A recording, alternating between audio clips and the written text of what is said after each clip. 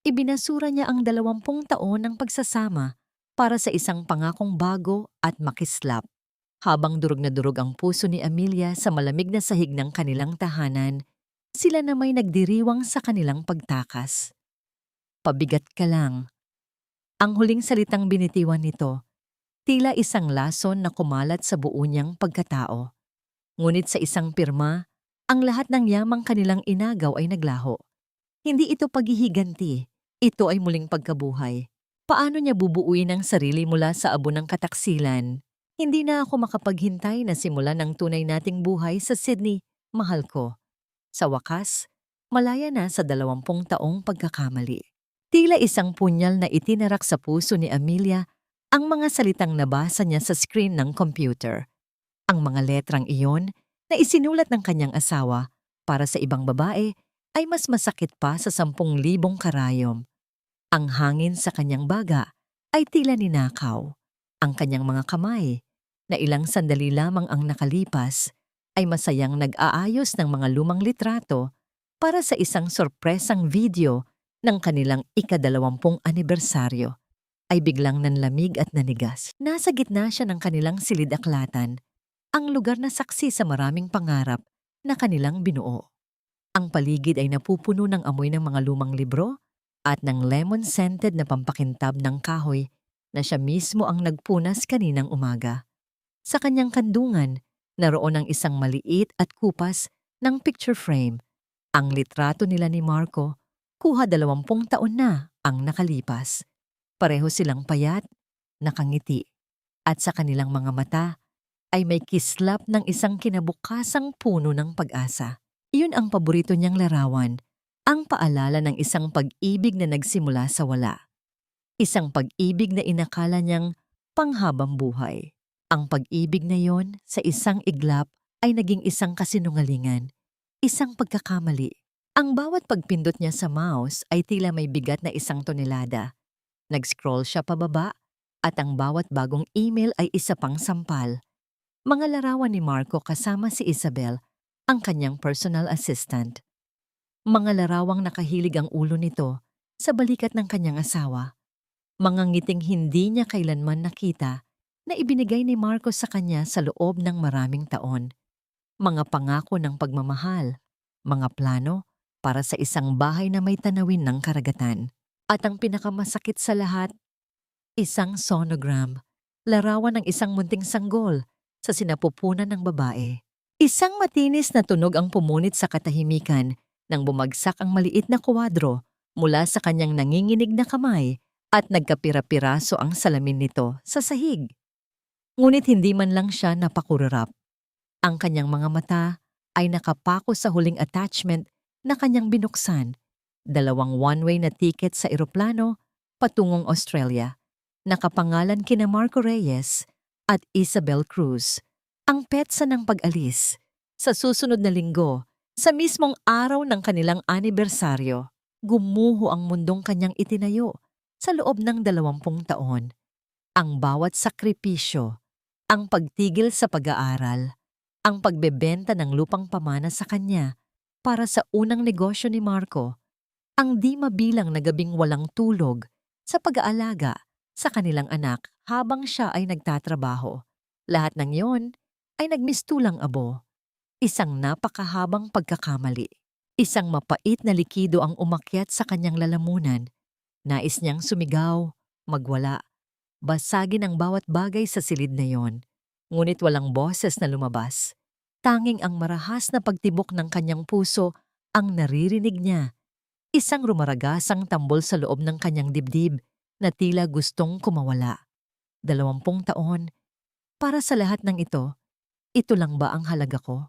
Sa gitna ng kanyang pagkabigla, narinig niya ang ugong ng pamilyar na makina ng sasakyan ni Marco na pumasok sa kanilang garahe. Sumunod ang tunog ng pagbukas at pagsara ng pinto nito. Ang mga yabag niya sa pasilyo, papalapit ng papalapit, isang kakaibang lakas ang biglang bumalot sa kanya.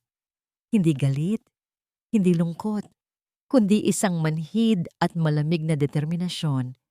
Nanginginig ang mga kamay. Pinindot niya ang print sa kumpirmasyon ng mga tiket at sa pinakamatamis na email na kanyang nabasa. Ang bawat pahinang lumalabas mula sa printer ay tila isang hatol. Tumayo siya, pinulot ang mga papel na mainit-init pa. Hindi niya pinansin ang bubog na nagkalat sa sahig. Naglakad siya palabas ng silid-aklatan at tumayo sa gitna ng kanilang sala, sa lugar kung saan malinaw siyang makikita pagbukas ng pinto.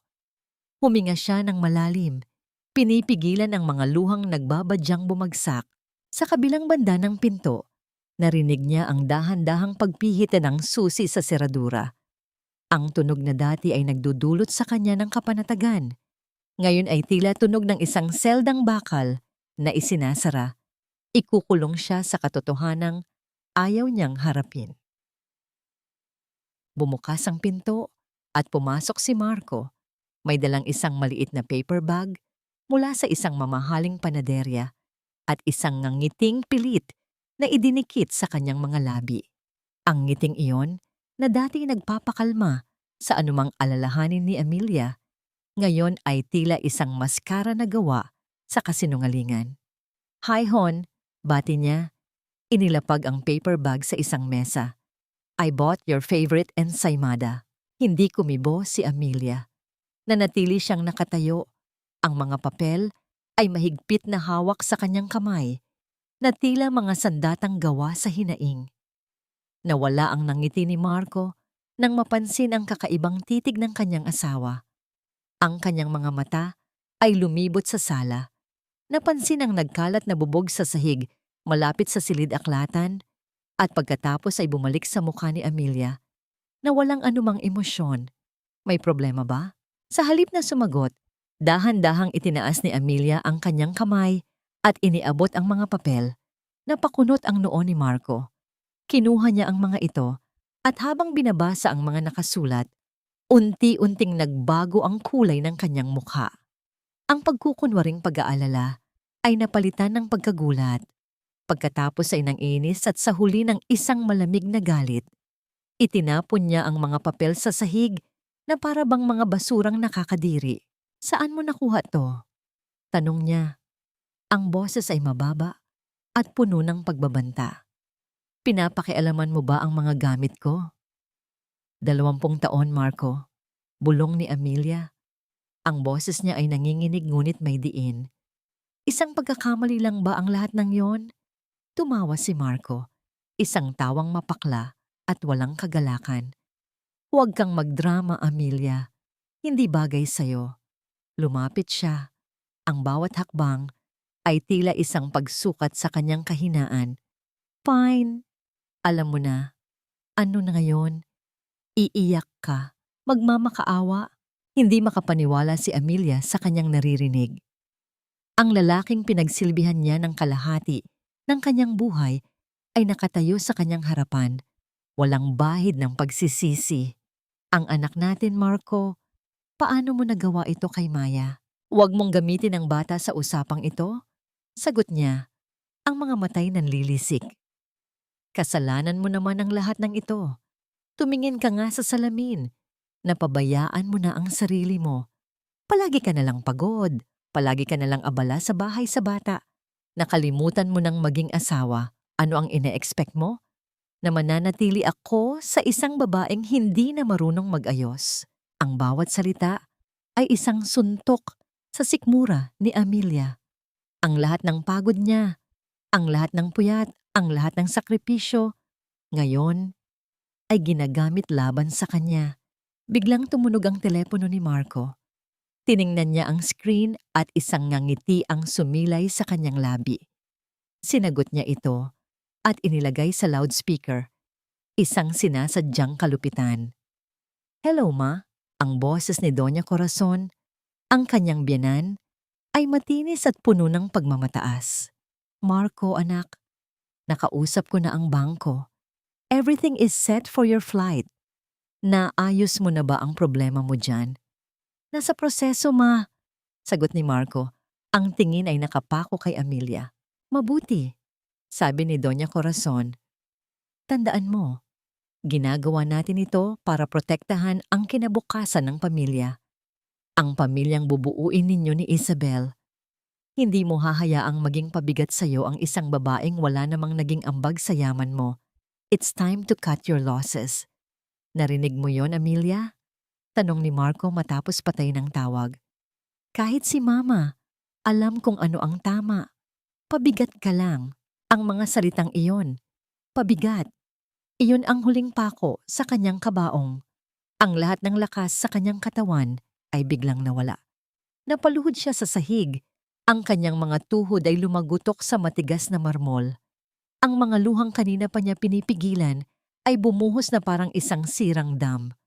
Humagulgol siya, hindi dahil sa galit, kundi dahil sa sakit na tila dumudurog sa bawat buto ng kanyang katawan. Kinuha ni Marco ang kanyang portfolyo at susi ng sasakyan. Naglakad siya patungo sa pinto. Hindi man lang siya nilingon. Bago siya tuluyang lumabas, huminto siya. Wala ka kung wala ako. Ang huling sinabi niya bago isara ang pinto ng may kalakasan na nag-iwan ng isang nakabibinging katahimikan. Naiwan si Amelia, nakaluhod sa gitna ng kanilang sala, wasak at basang-basa sa luha. Ang bahay na dati niyang tinuring na paraiso ay naging isang malamig at malawak na impyerno. Sa gitna ng kanyang pagtangis, isang maliit na boses ang kanyang narinig mula sa hagdanan. Mommy! Dahan-dahan niyang itinaas ang kanyang tingin. Nakita niya ang kanilang 6 na taong gulang na anak, si Maya, na nakatayo sa itaas ng hagdan, yakap-yakap ang kanyang teddy bear. Kinukusot nito ang mga mata na halatang bagong gising. Mommy, why are you crying? Tanong ng bata. Ang boses ay puno ng pag-aalala. Sa pagkakita sa kanyang anak, sa inosenteng mukha nito na walang kamalay-malay, sa pagkawasak ng kanilang pamilya, isang bagong uri ng sakit ang sumaksak sa puso ni Amelia. Paano niya sasabihin sa batang ito na ang ama na tinitingala nito ay iniwan na sila? Paano niya bubuuin ang mundong dinurog ng lalaking nangako sa kanilang aalagaan sila habang buhay? Ang mga salita ni Marco, pabigat ka lang, ay paulit-ulit na tumatakbo sa kanyang isipan, isang laso na dahan-dahang pumapatay sa kanyang kaluluwa. Mata. Ang gabing iyon ang pinakamahaba sa buong buhay ni Amelia. Hindi siya umalis sa pagkakaluhod sa sahig hanggang sa ang kanyang mga tuhod ay manhid na at ang kanyang mga luha ay tuluyan ng natuyo. Pinatulog niya si Maya sa tabi niya sa sofa, kinakantahan ito ng oyayi gamit ang basag na boses hanggang sa ito'y muling mahimbing. Ang munting dibdib ay payapang tumataas baba, walang kamalay-malay sa bagyong sumira sa kanilang tahanan. Nang matiyak niyang tulog na ang anak, tumayo si Amelia at nagsimulang maglakad sa dilim.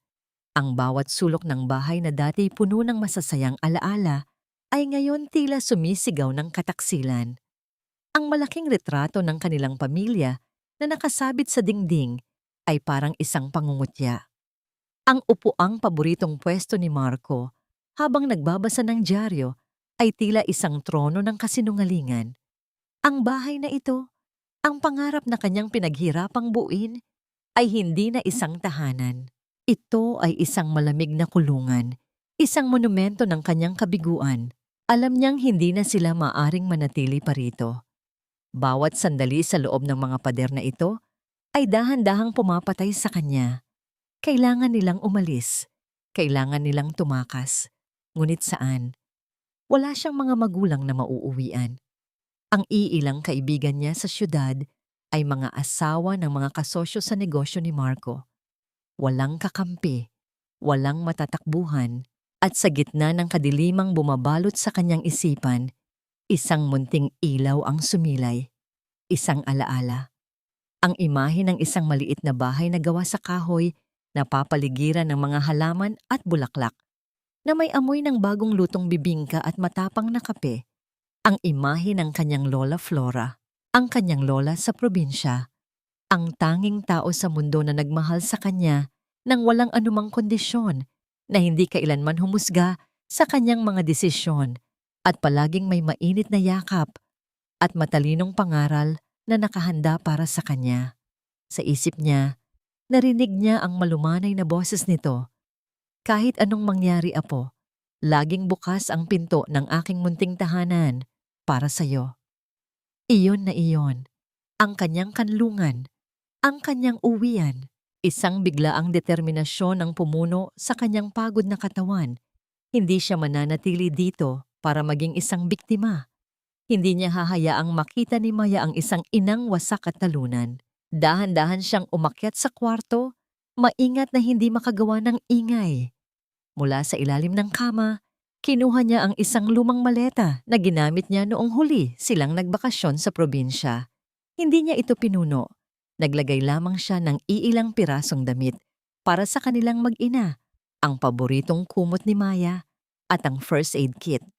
Kinuha niya ang lahat ng perang na itabi niya sa kanyang wallet at ang alahas na bigay pa ng kanyang yumaong ina. Ang tanging mga bagay na tunay na sa kanya. Bago isara ang maleta, ang kanyang mga mata ay napadpad sa isang maliit na baul sa sulok. Binuksan niya ito. Sa loob ay naroon ang mga alaala ng kanyang nakaraan bago dumating si Marco, ang kanyang kolehiyo diploma, ang medalya niya bilang cum laude at isang sulat ng pagtanggap para sa isang scholarship sa ibang bansa, isang pangarap na kanyang tinalikuran para pakasalan si Marco. Kinuha niya ang sulat, tinitigan ito sandali, at isinilid sa kanyang bag.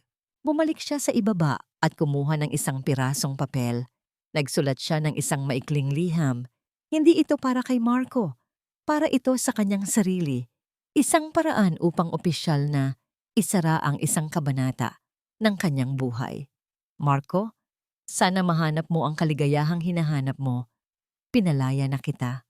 Amelia. Inilagay niya ang liham sa gitna ng hapagkainan, sa ilalim ng isang baso. Pagkatapos ay binuhat niya ang natutulog na si Maya, na umungol ng bahagya sa kanyang pagkakatulog, ngunit muling yumakap ng mahigpit sa kanyang leeg. Habang hawak ang kanyang anak sa isang braso at hila-hila ang maleta sa kabila, huminto si Amelia sa may pinto at lumingon sa huling pagkakataon. Paalam! Bulong niya sa katahimikan. Dahan-dahan niyang binuksan ang pinto. Maingat na huwag gumawa ng ingay. Ngunit sa kanyang paglabas sa gate, ang kanyang puso ay biglang kumabog ng napakabilis. Sa di kalayuan, sa ilalim ng ilaw ng poste, natanaw niya ang isang pamilyar na itim at makintab na sasakyan na dahan-dahang lumiliko sa kanilang kanto. Ang sasakyan ni Doña Corazon. Nataranta si Amelia. Kung aabutan siya ng kanyang biyenan, alam niyang hindi siya palalabasin ng ganun-ganun na lang. Gagamitin nito ang lahat ng masasakit na salita para lalo siyang durugin at baka subukan pa nitong kunin si Maya. Walang oras na dapat sayangin. Sa kabila ng bigat ng kanyang daladalahan, tumakbo si Amelia. Tumakbo siya palayo sa ilaw, patungo sa kadiliman ng kabilang kalsada. Ang tanging naririnig niya ay ang kalabog ng kanyang dibdib at ang maliliit na gulong ng kanyang maleta na kumakalansing sa semento. Hindi siya lumingon. Hindi niya kailangang lumingon para malaman na kailangan niyang magmadali bago siya tuluyang maabutan at makulong muli sa buhay na kanyang tinatakasan. Ang malamig na hangin sa loob ng umaandar na bus ay siyang tumuyo sa mga naiwang luha sa pisngi ni Amelia. Sa bawat pag-ikot ng gulong palayo sa syudad, pakiramdam niya ay unti-unting nababawasan ang bigat na nakadagan sa kanyang dibdib. Habang ang mga nagtataas ang gusali at maiingay na kalsada ng Maynila ay napapalitan ng mga luntiang palayan at payapang tanawin, mahigpit niyang niyakap ang natutulog na si Maya sa kanyang kandungan. Ang mainit na hininga ng kanyang anak sa kanyang leeg, ang tanging nagpapaalala sa kanya na kailangan niyang maging matatag.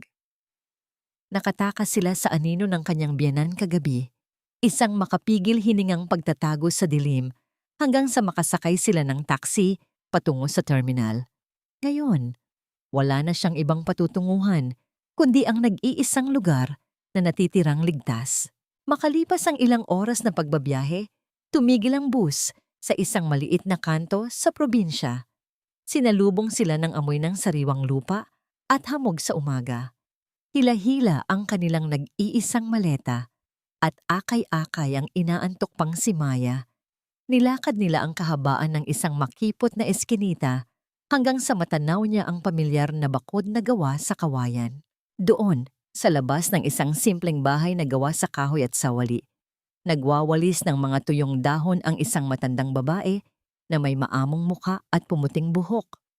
Nang iangat nito ang kanyang paningin at makita sila, nabitawan nito ang hawak na walis tingting. Amelia, Diyos ko, apo, wika ni Lola Flora. Ang boses ay pumiyok sa labis na pagkagulat, ngunit mabilis na napalitan ng pananabik. Iniwan ni Amelia ang maleta at patakbong lumapit sa kanyang lola. Pagkabagsak niya sa mga bisig ng matanda, muling bumuhos ang mga luhang inakala niyang naubos na. Hindi nagtanong si Lola Flora. Hindi nito inusisa kung bakit siya naroon ng walang pasabi o kung nasaan ang kanyang asawa. Ibinuhos lamang nito ang buong lakas upang yakapin siya ng mahigpit, isang yakap na nagpapahiwatig ng walang hanggang pag-unawa at pag-ibig.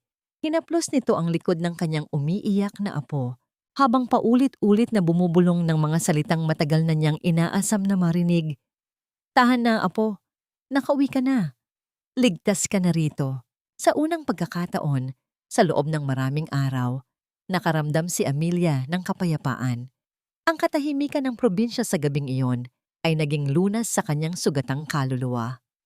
Tanging ang huni ng mga insekto sa paligid at ang banayad na simoy ng hangin na dumadaan sa mga dahon ng puno ang maririnig.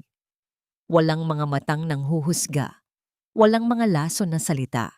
Pagsapit ng umaga, ginising siya ng halimuyak ng kapeng barako at amoy ng nasusunog na kahoy mula sa dapugan.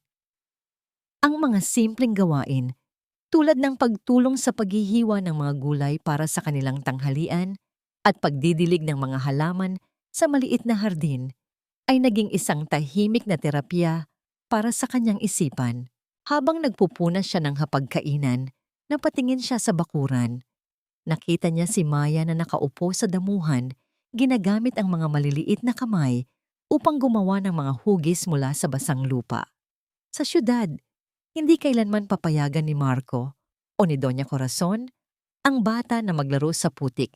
Dapat itong laging malinis, laging presentable bilang anak ng isang CEO. Ngunit ngayon, nakita ni Amelia ang isang malapad at inosenteng ngiti sa mukha ni Maya. Isang tawang malutong at punong-puno ng tunay na kaligayahan. Sa pagmamasid sa kanyang anak, nakaramdam si Amelia ng isang malalim na kaluwagan. Nawala ang kanyang yaman, ang kanyang pangarap na pamilya. Ngunit nang makita niya ang kislap sa mga mata ng kanyang anak, nalaman niyang tama ang naging desisyon niyang lumayo. Sa kabilang banda ng sala, tahimik na pinagmamasdan ni Lola Flora ang kanyang apo. Umilaw ang screen ng lumang cellular phone ng matanda sa ibabaw ng maliit na cabinet. Kinuha ito ni Lola Flora at binasa ang mensaheng natanggap mula sa isang numerong hindi nakarehistro. Ang nakasulat ay maikli, ngunit nagdala ng bahagyang kaba sa kanyang dibdib. Ingatan mo sila. Palihim na binura ng matanda ang mensahe at inilagay ang telepono sa kanyang bulsa. Itinatago ang anumang bakas ng pangamba sa kanyang mukha. Naglakad si Lola Flora patungo kay Amelia. May dalang isang platito ng bagong lutong suman. Kumain ka muna, apo. Kailangan mo ng lakas. Hindi natapos ng matanda ang kanyang sasabihin. Isang malakas at autoritaryong katok sa pintuan ang yumanig sa payapang atmosfera ng bahay. Nagkatinginan ang maglola. Hinawakan ni Amelia ang braso ng matanda. Ang takot ay muling gumapang sa kanyang dibdib. Iniisip na baka natuntun sila ni Doña Corazon. Dahan-dahang binuksan ni Lola Flora ang pinto. Sa labas ay nakatayo ang isang lalaking nakasuot ng formal na barong, may hawak na isang itim na folder. Magandang umaga po, panimula ng lalaki. Ang tono ay propesyonal, ngunit malamig. Ito po ba ang bahay ni Ginang Flora Macareeg? Ako po ay kinatawan mula sa bangko. Hinahanap ko po ang asawa ng inyong apo na si Ginoong Marco Reyes o kahit si Ginang Amelia Reyes. May kailangan lang po kaming i-serve na notice patungkol sa mga ari-arian nila. Nanigas si Amelia sa kanyang kinatatayuan. Paano sila nahanap ng bangko? At bakit dito sila hinahanap? Ang payapang mundong tinatakasan niya ay biglang kumatok mismo sa kanilang pintuan. Ang hangin sa paligid ay tila biglang huminto. Lumabas si Amelia mula sa likuran ng kanyang Lola Flora. Ang kanyang mga hakbang ay mabigat at puno ng pag-aalinlangan. Hinarap niya ang kinatawan ng bangko. Pilit na pinapatatag ang panginginig ng kanyang mga tuhod. Inabot niya ang itim na folder na inilalahad ng lalaki. Nang madampian ng kanyang mga daliri, ang magaspang na papel, isang malamig na kaba ang gumapang sa kanyang gulugod. Umalis ang lalaki, matapos makuha ang kanyang pirma, iniwan ang maglola sa gitna ng isang panibagong bagyo. Dahan-dahang binuksan ni Amelia ang folder sa ibabaw ng maliit na hapagkainan. Ang kanyang mga mata ay nagpalipat-lipat sa mga salitang nakapaloob sa dokumento. Bawat pangungusap ay tila mga patalim na paulit-ulit na isinasaksak sa kanyang dibdib. Ito ay isang opisyal na abiso.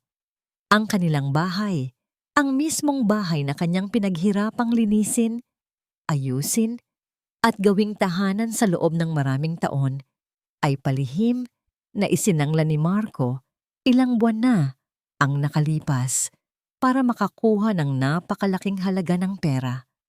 Ang pinakamasakit na bahagi ay ang pahina kung saan nakasaad ang mga joint bank accounts na nakapangalan sa kanilang mag-asawa, ang pondong inilaan nila para sa edukasyon ni Maya. Ang lahat ng yon ay limas na. Inilipat ni Marco ang buong halaga sa isang offshore account para tustusan ang marangyang pagtakas nila ni Isabel patungong Australia. Diyos ko! Isang impit na hikbi ang kumawala sa mga labi ni Amelia. Napaupo siya sa silyang gawa sa sulihiya, pilit na kinakapos ng hininga. Hindi lamang pag-ibig ang ninakaw sa kanya ng asawa. Pati ang kinabukasan ng kanilang anak ay buong lupit nitong kinuha. Ang kirot ng pagtataksil ay napalitan ng isang malalim at nakasusuyang galit. Ibinigay niya ang kanyang kabataan, ang kanyang mga pangarap, at ang kanyang pawis para makarating si Marco sa tugatog ng tagumpay. At ngayon, ginawa siya nitong pulubi sa mismong buhay na kanyang binuo. Lumapit si Lola Flora at marahang hinaplos ang nanginginig na balikat ng apo. Ano yun, anak? Anong ginawa niya? Kinuha niya lahat, Lola. Umiiyak na sumbong ni Amelia, ang mga luha ay pumapatak sa mga papeles. Wala siyang itinira para sa anak namin. Ibinenta niya ang kaluluwa niya at ginamit ang pawis ko para pakainin ang babae niya. Umupo ang matanda sa tabi niya at kinuha ang kanyang mga kamay. Sa kabila ng mga kulubot at panginginig ng mga kamay nito, naramdaman ni Amelia ang isang matibay na pundasyon. Amelia, makinig ka sa akin. Malumanay ngunit mariing wika ni Lola Flora. Ang haligi ng tahanan ay maaring anayin at bumagsak, ngunit ang ilaw ay patuloy na magliliyab hanggat may nagmamahal na ina. Ninakaw niya ang pera mo, pero hindi niya mananakaw ang kakayahan mong bumangon. Ina ka, mas matibay ka pa sa anumang haligi. Ang mga salitang iyon ay nagbigay ng kakaibang init sa nanlalamig na puso ni Amelia. Tumingin siya sa labas ng bintana, kung saan masayang naghahabol ng mga paru-paro si Maya. Hindi siya maaring sumuko, hindi para sa sarili niya, kundi para sa bata. Bago pa man siya makasagot, binasag ng patuloy na pag-iilaw at pag-vibrate ng kanyang cellular phone ang kanilang usapan. Tiningnan niya ang screen. Ang pangalan ni Doña Corazon ang nakarehistro. Isang pamilyar na kaba ang bumalik. Ngunit sa pagkakataong ito, kasama na ang galit. Pinunasan niya ang kanyang mga luha at pinindot ang sagot. Inilalapit ang telepono sa kanyang tainga ng walang anumang bati. Nagtatago ka sa probinsya na parang isang duwag na daga, Amelia. Ang matinis at puno ng panghahamak na boses ng kanyang biyenan ang agad na sumalubong sa kanya. Ano pa ba ang kailangan ninyo sa akin? Pilit na pinapatatag ni Amelia ang kanyang boses, kahit pa nagngangalit ang kanyang mga bagang. Nalaman ko na nakarating na sayo ang sulat mula sa bangko. Malamig na tugon ng matanda, na tila nag-i-enjoy sa sitwasyon. Huwag ka nang gumawa ng gulo. Pumirma ka na sa mga natitirang quitclaim forms na ipapadala ng abogado namin. Marco needs that money to start fresh with his real family. Huwag kang maging makasarili. Wala ka namang ambag sa negosyo niya, kaya wala kang karapatang magreklamo. Hindi makapaniwala si Amelia sa lason na lumalabas sa bibig ng babaeng ito. Real family? Anak niya si Maya. Kadugo ninyo ang batang pinagnakawan ninyo ng kinabukasan. Isang mapangutyang tawa ang sumagot sa kanya. Bata pa si Maya. Makakahanap ka pa ng ibang lalaking bubuhay sa inyo kung mag-aayos ka lang ng sarili mo. Let's be practical, Amelia. Kung lalaban ka pa at ipipilit ang karapatan mo sa natitirang pera, sisiguraduhin kong hindi ka manano. At kapag nangyari iyon, nag-iwan ng isang nakabibinging katahimikan si Doña Corazon bago ibinagsak ang huling banta. Baka pati ang apo ko, bawiin namin sayo dahil mapapatunayan kong wala kang kakayahang buhayin siya. Ang mga salitang iyon ay tumimo sa isipan ni Amelia tulad ng yelo na idinikit sa kanyang balat.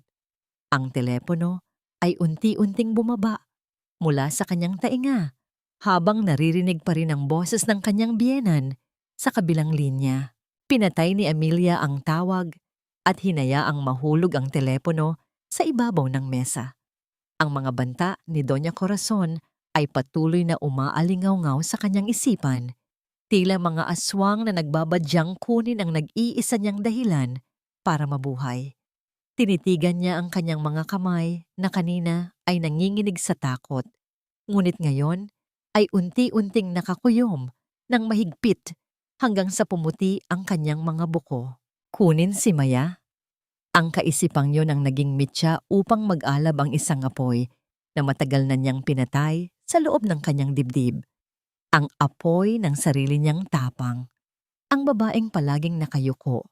Ang asawang palaging umaayon para lamang maiwasan ang away ay unti-unting naglalaho. Pinalitan ito ng isang inang handang ilabas ang kanyang mga kuko para protektahan ang kanyang anak. Tumayo si Amelia. Ang kanyang mga luha ay natuyo na, naiwan ng isang malamig at matalim na determinasyon sa kanyang mga mata. Mabilis siyang naglakad papunta sa silid na kanyang tinutulugan at kinuha ang kanyang bag. Hinalungkat niya ang loob nito hanggang sa maramdaman ng kanyang mga daliri ang isang maliit na piraso ng papel. Inilabas niya ito, ang luma at naninilaw na business card ng abogado na nakita niya sa mga gamit ng kanyang yumaong ama. Attorney Rafael Dantes, Family and Corporate Law. Lumabas siya muli sa sala at pinulot ang kanyang telepono. Tiningnan niya si Lola Flora na naghihintay sa kanyang sasabihin. Lola, hindi ko ibibigay si Maya sa kanila. Matatag na wika ni Amelia. At hindi ko hahayaang ubusin nila ang perang pinaghirapan nating lahat para lang ipantustos sa kalokohan nila. Isang maliit ngunit nakakapagpalakas loob ng ngiti ang sumilay sa mga labi ng matanda. Tumango ito bilang pagsang-ayon, ipinapakita ang buong suporta sa desisyon ng apo. Sinimulan ni Amelia na i-dial ang numero sa business card. Bawat pagpindot ay tila isang hakbang papalabas sa kanyang anino. Makalipas ang 3 pagtunog sa kabilang linya, isang formal na boses ng lalaki ang sumagot. Attorney Rafael Dantes speaking. Huminga ng malalim si Amelia.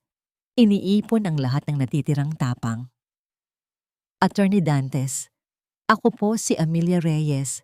Anak po ako ni Ernesto Villanueva. Kailangan ko po ang inyong tulong. Ang asawa ko po, tinatangay niya ang lahat ng aming ari-arian palabas ng bansa, kasama ang kanyang kabit. Sa pag-uusap na yon na tumagal ng halos 1 oras, Isinalaysay ni Amelia ang lahat ng natuklasan niya, ang mga tiket sa eroplano, ang offshore account, at ang dokumentong dala ng bangko. Habang nagsasalita, inalis niya ang anumang bahid ng emosyon. Naging malinaw, tumpak, at nakatutok siya sa mga detalye. Nang matapos siya, nagkaroon ng mahabang katahimikan sa kabilang linya. Ginang Reyes, seryosong panimula ng abogado.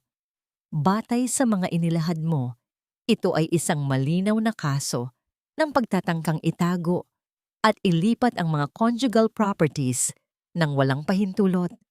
Kung papatunayan natin ang kanyang ginagawang pandaraya upang takasan ang obligasyon sa inyo ng iyong anak, maaari tayong maghain ng agarang petisyon sa korte. Ano po ang kailangan nating gawin? Tanong ni Amelia.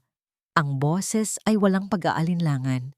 Kailangan nating humingi ng isang ex parte, hold departure order, at isang freeze order sa lahat ng natitira niyang bank accounts at mga transaksyon sa ilalim ng pangalan ninyong mag-asawa at ng kanyang kumpanya. Paliwanag ni Attorney Dantes. Ngunit kailangan nating kumilos ng napakabilis. Sinabi ninyo na bukas na ang lipad nila patungong sa Australia, tama? Opo, bukas ng gabi. Kung gayon, kailangan kong isumite ang manipesto at ang mga patunay na inyong hawak sa unang oras, bukas ng umaga. Kailangan ko ang inyong pirma sa mga affidavit. Susubukan kong idaan sa isang kilalang judge ang urgent motion na ito. Mahirap, pero kung mabilis tayo, maaabutan natin ang pera bago ito tuluyang maklear sa offshore account. Pagkatapos maibigay ng abogado ang mga tagubilin, pinatay ni Amelia ang telepono. Nakaramdam siya ng matinding pagod, ngunit ang kanyang isipan ay malinaw na malinaw. Tiningnan niya ang mga papel mula sa bangko na nakakalat pa rin sa mesa. Inipon niya ito ng maayos. Hindi na siya iiyak sa mga papel na yon. Ang mga ito ngayon ang magiging sandata niya. Kinabukasan ng madaling araw, habang tulog pa si Maya, maingat na nag-ayos si Amelia. Sinuot niya ang isang simpleng puting blusa at itim na pantalon.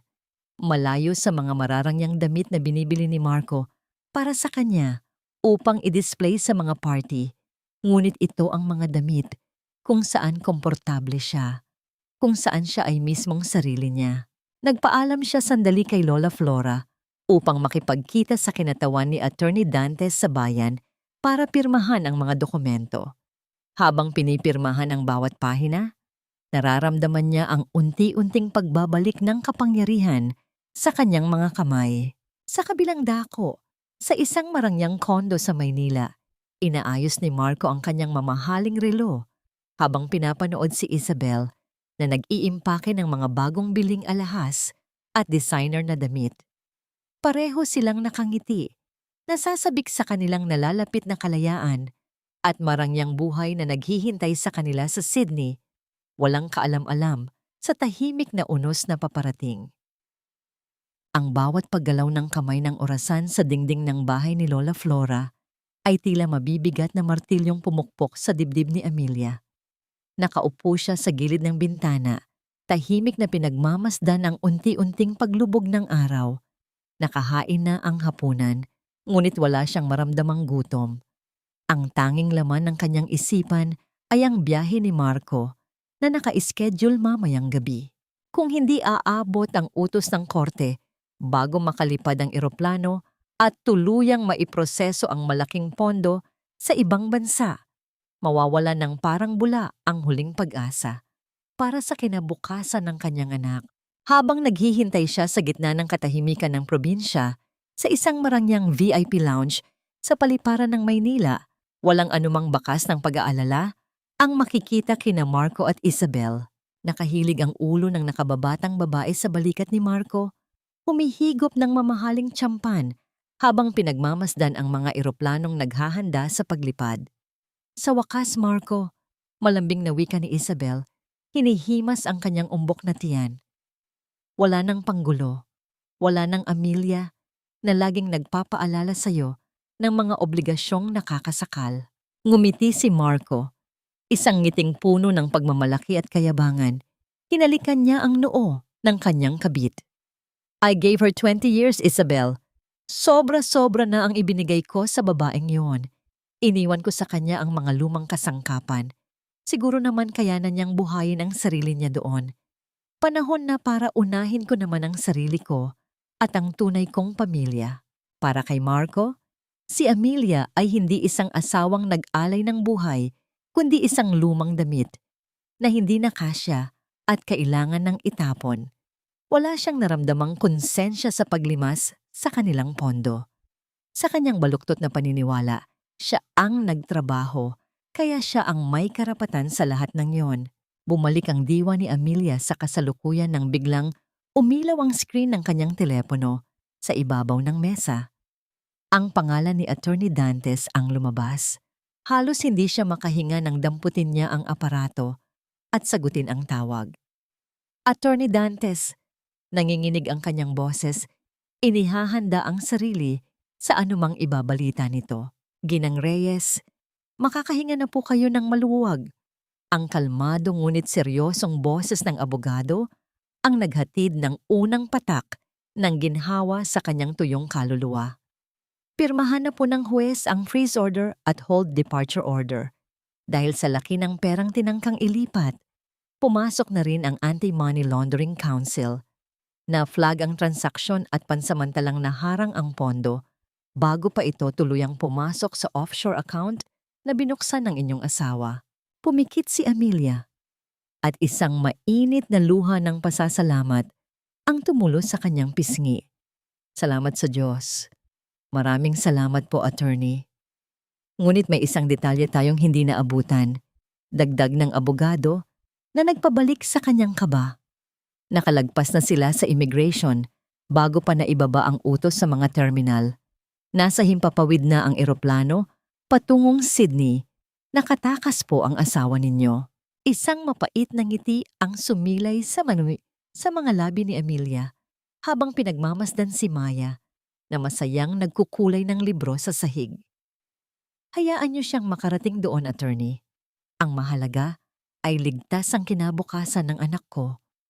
Kung gusto niyang magsimula ng bagong buhay sa ibang bansa nang walang obligasyon, titingnan natin kung hanggang saan siya dadalhin ng kanyang kayabangan nang walang perang ninakaw mula sa amin.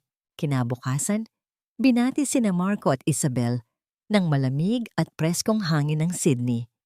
Magkahawak kamay silang naglakad palabas ng paliparan, mga mukhay nagniningning sa pananabik para sa kanilang pinapangarap na paraiso.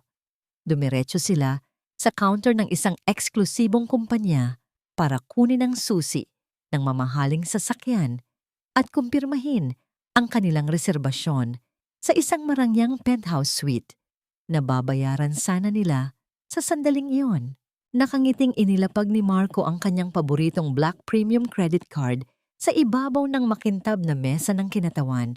Kinuha ito ng dayuhang babae, ipinasok sa makina at naghintay. Kumunot ang noo nito nang makita ang mensahe sa screen. Inalis nito ang card, pinunasan at sinubukang muli. Ganun pa rin ang resulta. I'm sorry, sir. Formal na wika ng babae, ibinabalik ang card kay Marco. Your card has been declined. Tila may restriction po na inilagay ang inyong bangko. Mayroon po ba kayong ibang card na maaaring gamitin? Nawala ang mayabang na ngiti sa labi ni Marco. Nagkatinginan sila ni Isabel. Imposible iyon, naisip niya. May milyon-milyong piso ang laman ng account na nakalink sa card na yon. Kinuha niya ang kanyang wallet at naglabas ng isa pang credit card. Ang joint account nila ni Amelia na sigurado siyang may malaking pondo pa. Ipinasok muli ng babae ang pangalawang card. Isang maikling tunog ng pagtanggi mula sa makina ang umalingaw-ngaw sa tahimik na paligid. Decline din po, sir. In fact, lumalabas dito na ang inyong mga account ay kasalukuyang naka-freeze dahil sa isang utos mula sa korte. Paliwanag ng dayuhan, ang tono ay nagsisimula ng maging mapaghinala. Paano po natin babayaran ang inyong reserbasyon? Tila binuhusan ng malamig na yelo ang buong katawan ni Marco. Ang mundong perpekto na kanyang inilatag sa kanyang isipan ay biglang nagkabitak-bitak. Ang ingay ng paliparan ng Sydney ay tila napalitan ng isang nakabibinging ugong sa loob ng ulo ni Marco. Nakatitig siya sa huling credit card na ibinalik sa kanya ng kinatawan. Ang plastik na hugis parisukat na dati simbolo ng kanyang kapangyarihan ay ngayon isa na lamang piraso ng walang kwentang basura. I-check mo ulit. Baka sira ang makina ninyo. Mariing utos ni Marco. Pinipilit na itago ang namumuong kaba sa ilalim ng pagiging arogante. Sir, 3 card na po ang sinubukan natin. The system is clear. Frozen accounts po. Kalmadong sagot ng babae, isang bahagyang inis ang gumagapang sa kanyang propesyonal na tono. Kung wala po kayong ibang paraan para magbayad, kakailanganin ko na pong kansilahin ang inyong reserbasyon. Hinablot ni Marco ang kanyang mga card at mabilis na naglakad palayo sa counter. Hila-hila si Isabel na baka sa muka ang pagkalito at pangamba. Naghahanap sila ng tahimik na sulok, malayo sa nagdadaang mga tao. Kinuha niya ang kanyang telepono na mayroon lamang limitadong roaming signal at idinial ang numero ng kanyang bangko sa Maynila. Makalipas ang ilang minutong paghihintay, isang manager na personal niyang kilala ang sumagot. Ano ang nangyayari sa mga account ko, Carlos? Bungad ni Marco. Ang boses ay mataas at nagbabanta. Nandito ako sa Australia at hindi ko magamit ang kahit na anong pera ko. May saglit na katahimikan sa kabilang linya bago sumagot ang manager. Ang boses nito'y puno ng pag-iingat. Ginoong Reyes, hindi niyo po ba natanggap ang abiso? Inilabas po ng korte kahapon ang isang ex parte freeze order sa lahat ng inyong accounts at assets. Maging ang tangka ninyong paglipat ng pondo sa offshore account ay hinarang ng Anti-Money Laundering Council dahil sa isang formal na reklamo. Nagsalubong ang makakapal na kilay ni Marco. Reklamo? Kaninong reklamo? Sa inyo pong asawa. Kay Ginang Amelia Reyes, inakusahan niya kayo ng malisiyosong pagtatago at pagtangay ng conjugal properties ng walang pahintulot. Bumagsak ang panga ni Marco. Si Amelia, ang asawa niyang palaging sunod-sunuran, ang babaeng umiyak at nagmakaawa sa kanyang paanan, ilang araw lamang ang nakalipas? Imposible. Hindi ito magagawang lumaban. Sa kanyang isipan, si Amelia ay mahina at walang alam sa batas. Paano nito nagawang isara ang lahat ng pintuan ng kanyang yaman sa loob lamang ng napakaikling panahon? Pabagsak niyang ibinaba ang telepono at galit na pinukpok ang pader gamit ang kanyang kamao. Marco, ano daw nangyari? Nag-aalalang tanong ni Isabel. Hinahaplos ang braso ng lalaki. Bakit hindi natin makuha ang sasakyan? Paano yung penthouse natin? Kinansela ni Amelia. Galit na bulong niya. Ang mga matay nandidilat sa galit. Ipinasara niya ang lahat ng account ko. Wala tayong pera. Lumaki ang mga mata ni Isabel. Anong wala tayong pera? Paano tayo titira rito? Wala akong dalang cash na malaki, Marco. Nag-shopping pa tayo bago umalis dahil akala ko susunduin tayo dito ng yaman mo. Ang matamis na boses ni Isabel na dati parang musika sa kanyang pandinig ay biglang naging matinis na reklamo. Sa unang pagkakataon, napansin ni Marco na hindi pag-ibig ang unang inalala ng babae nang malaman ng balita, kundi ang nawalang penthouse at marangyang buhay. Nagbilang si Marco ng pera mula sa kanyang wallet. Mayroon lamang siyang sapat na dolyar para sa ilang araw na pagkain at marahil isang murang motel, malayo sa pinapangarap nilang paraiso. Mula sa pagiging isang respetadong CEO na tinitingala sa lipunan, bigla siyang bumagsak bilang isang ordinaryong estranghero na walang mapupuntahan sa isang dayuhang lupa. Samantala, sa tahimik na probinsya ng Pilipinas, isang panibagong araw ang nagsimula para kay Amelia. Nakatayo siya sa harap ng isang maliit na pwesto sa palengke na pag-aari ng kaibigan ni Lola Flora. Nakasuot siya ng simpleng apron na may bulaklaki na disenyo. Sa harapan niya ay nakasalansan ang mga bagong lutong kakanin at sariwang gulay mula sa kanilang bakuran. Ilang araw na ang lumipas simula nang ipatupad ang freeze order. Unti-unti niyang tinatanggap ang katotohanang hindi na babalik ang dati niyang buhay at sa halip na malugmok, pinili niyang gamitin ang mga natutunan niya bago niya nakilala si Marco. Bago siya naging asawa ng isang bilyonaryo, siya ay isang matalinong negosyante na nagsimula sa pagtitinda sa bangketa. Tinulungan niya ang kaibigan ng lola sa pag-aayos ng mga paninda. Inaalok ang mga dumadaang mamimili ng matamis at masayang nangiti. Nang makabenta siya ng kanyang unang bilao ng puto, ang pakiramdam ng hawakan ng barya at perang papel mula sa kanyang sariling pawis ay nagdulot ng kakaibang kagalakan sa kanyang puso. Ito ay maliit na halaga kumpara sa mga milyong dinadala niya noon sa bangko. Ngunit ang perang ito ay tunay na kanya. Walang kasinungalingan, walang kapalit na sakit. Napatingin siya sa di kalayuan kung saan si Maya ay naglalaro kasama ang ilang mga bata sa ilalim ng puno ng mangga. Ang tawa nito ay malaya at dalisay. Huminga ng malalim si Amelia, ninanamnam ang amoy ng sariwang lupa. Hindi niya alam kung anong hirap ang pinagdadaanan ngayon ni Marco sa ibang bansa at wala siyang pakialam. Tinapos na niya ang kabanatang yon ng kanyang buhay. Ang mahalaga ngayon ay ang kanyang pagbangon, hakbang-hakbang, sa sarili niyang mga paa nang hindi na umaasa sa anino ng ibang tao. Ang malamig na hangin ng Sydney na sana ay nagdadala ng pangako ng bagong simula, ngayon ay pumapasok sa mga siwang ng marupok na bintana ng isang murang motel room, nagdadala ng panginginig sa katawan ni Marco.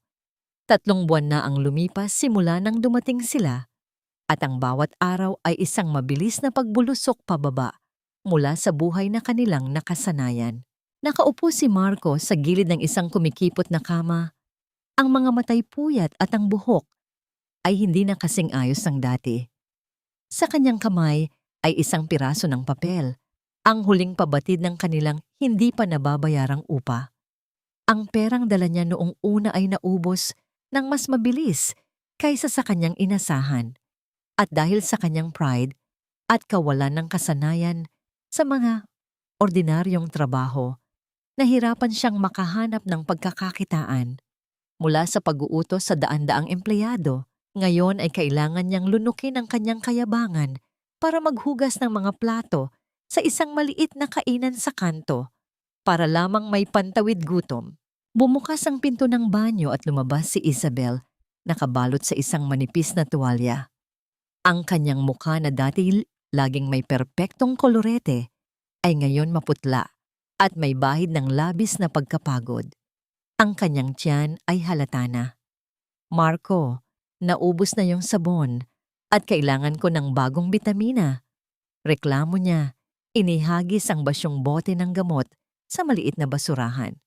At amoy isda ka na naman, hindi ko kaya ang amoy, nakakasuka. Pumikit si Marco ng mariin, pinipigilan ng inis na kanina pa kumukulo sa kanyang dibdib. Kakasweldo ko lang kahapon, Isabel, at ibinayad ko na agad sa kuryente. Magtiis ka muna sa ordinaryong sabon. Wala tayong pera para sa mga luho mo. Luho? Tumaas ang boses ng babae, nag-aapoy ang mga mata. Vitamins para sa anak natin, luho. Nangako ka sa akin, Marco. Nangako kang bibigyan mo ako ng buhay na malaray na dito. Bakit ganito ang nangyayari sa atin? Bakit nakatira tayo sa isang butas ng daga? Dahil inipit ng asawa ko ang pera natin. Ano ang gusto mong gawin ko? Magnakaw. Sigaw ni Marco pabalik. Hindi na napigilan ng emosyon. Sana kung natuto kang magtipid, sa halip na bumili ng mga mamahaling bag bago tayo umalis, hindi tayo ganito kagipit ngayon. Huwag mong isumbat sa akin yan. Kung hindi ka lang sana naging pabaya at tanga sa paghawak ng yaman mo, hindi tayo maiisahan ng probinsyanang yon. Ganting sigaw ni Isabel. Ang mga salitang yon ay tumama kay Marco. Hindi dahil ito ay totoo, kundi dahil ito ang eksaktong mga salitang sinabi niya noon kay Amelia. Ngayon, ang mismong babaeng pinili niya ay ginagamit ang parehong lason laban sa kanya. Ang pag-ibig na inaakala nilang matibay ay unti-unting nadudurog sa ilalim ng bigat ng kawalan ng pera. Walang mga matatamis na salita o yakap sa gabing iyon. Tanging ang malamig na katahimikan sa pagitan ng 2 taong na pagtantong ang kanilang pagsasama ay itinayo lamang sa pundasyon ng nakaw na yaman.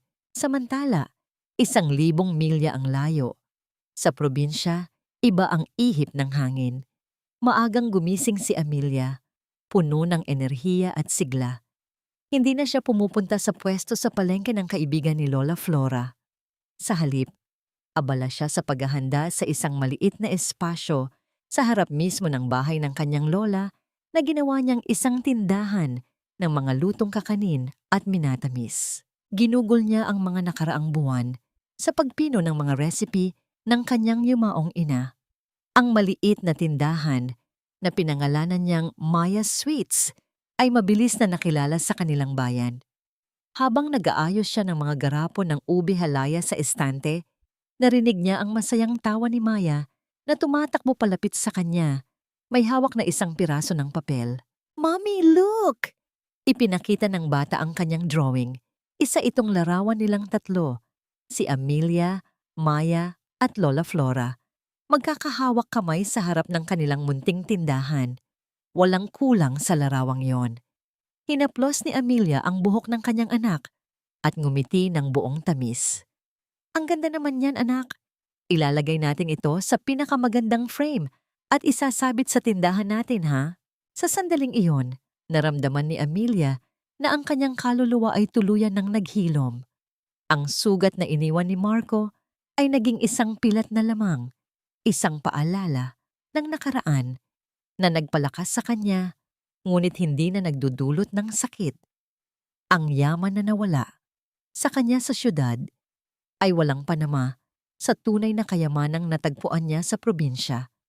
Ang kapayapaan ng isip, ang pag-ibig ng kanyang pamilya, at ang dangal na nakatayo siya sa sarili niyang mga paa.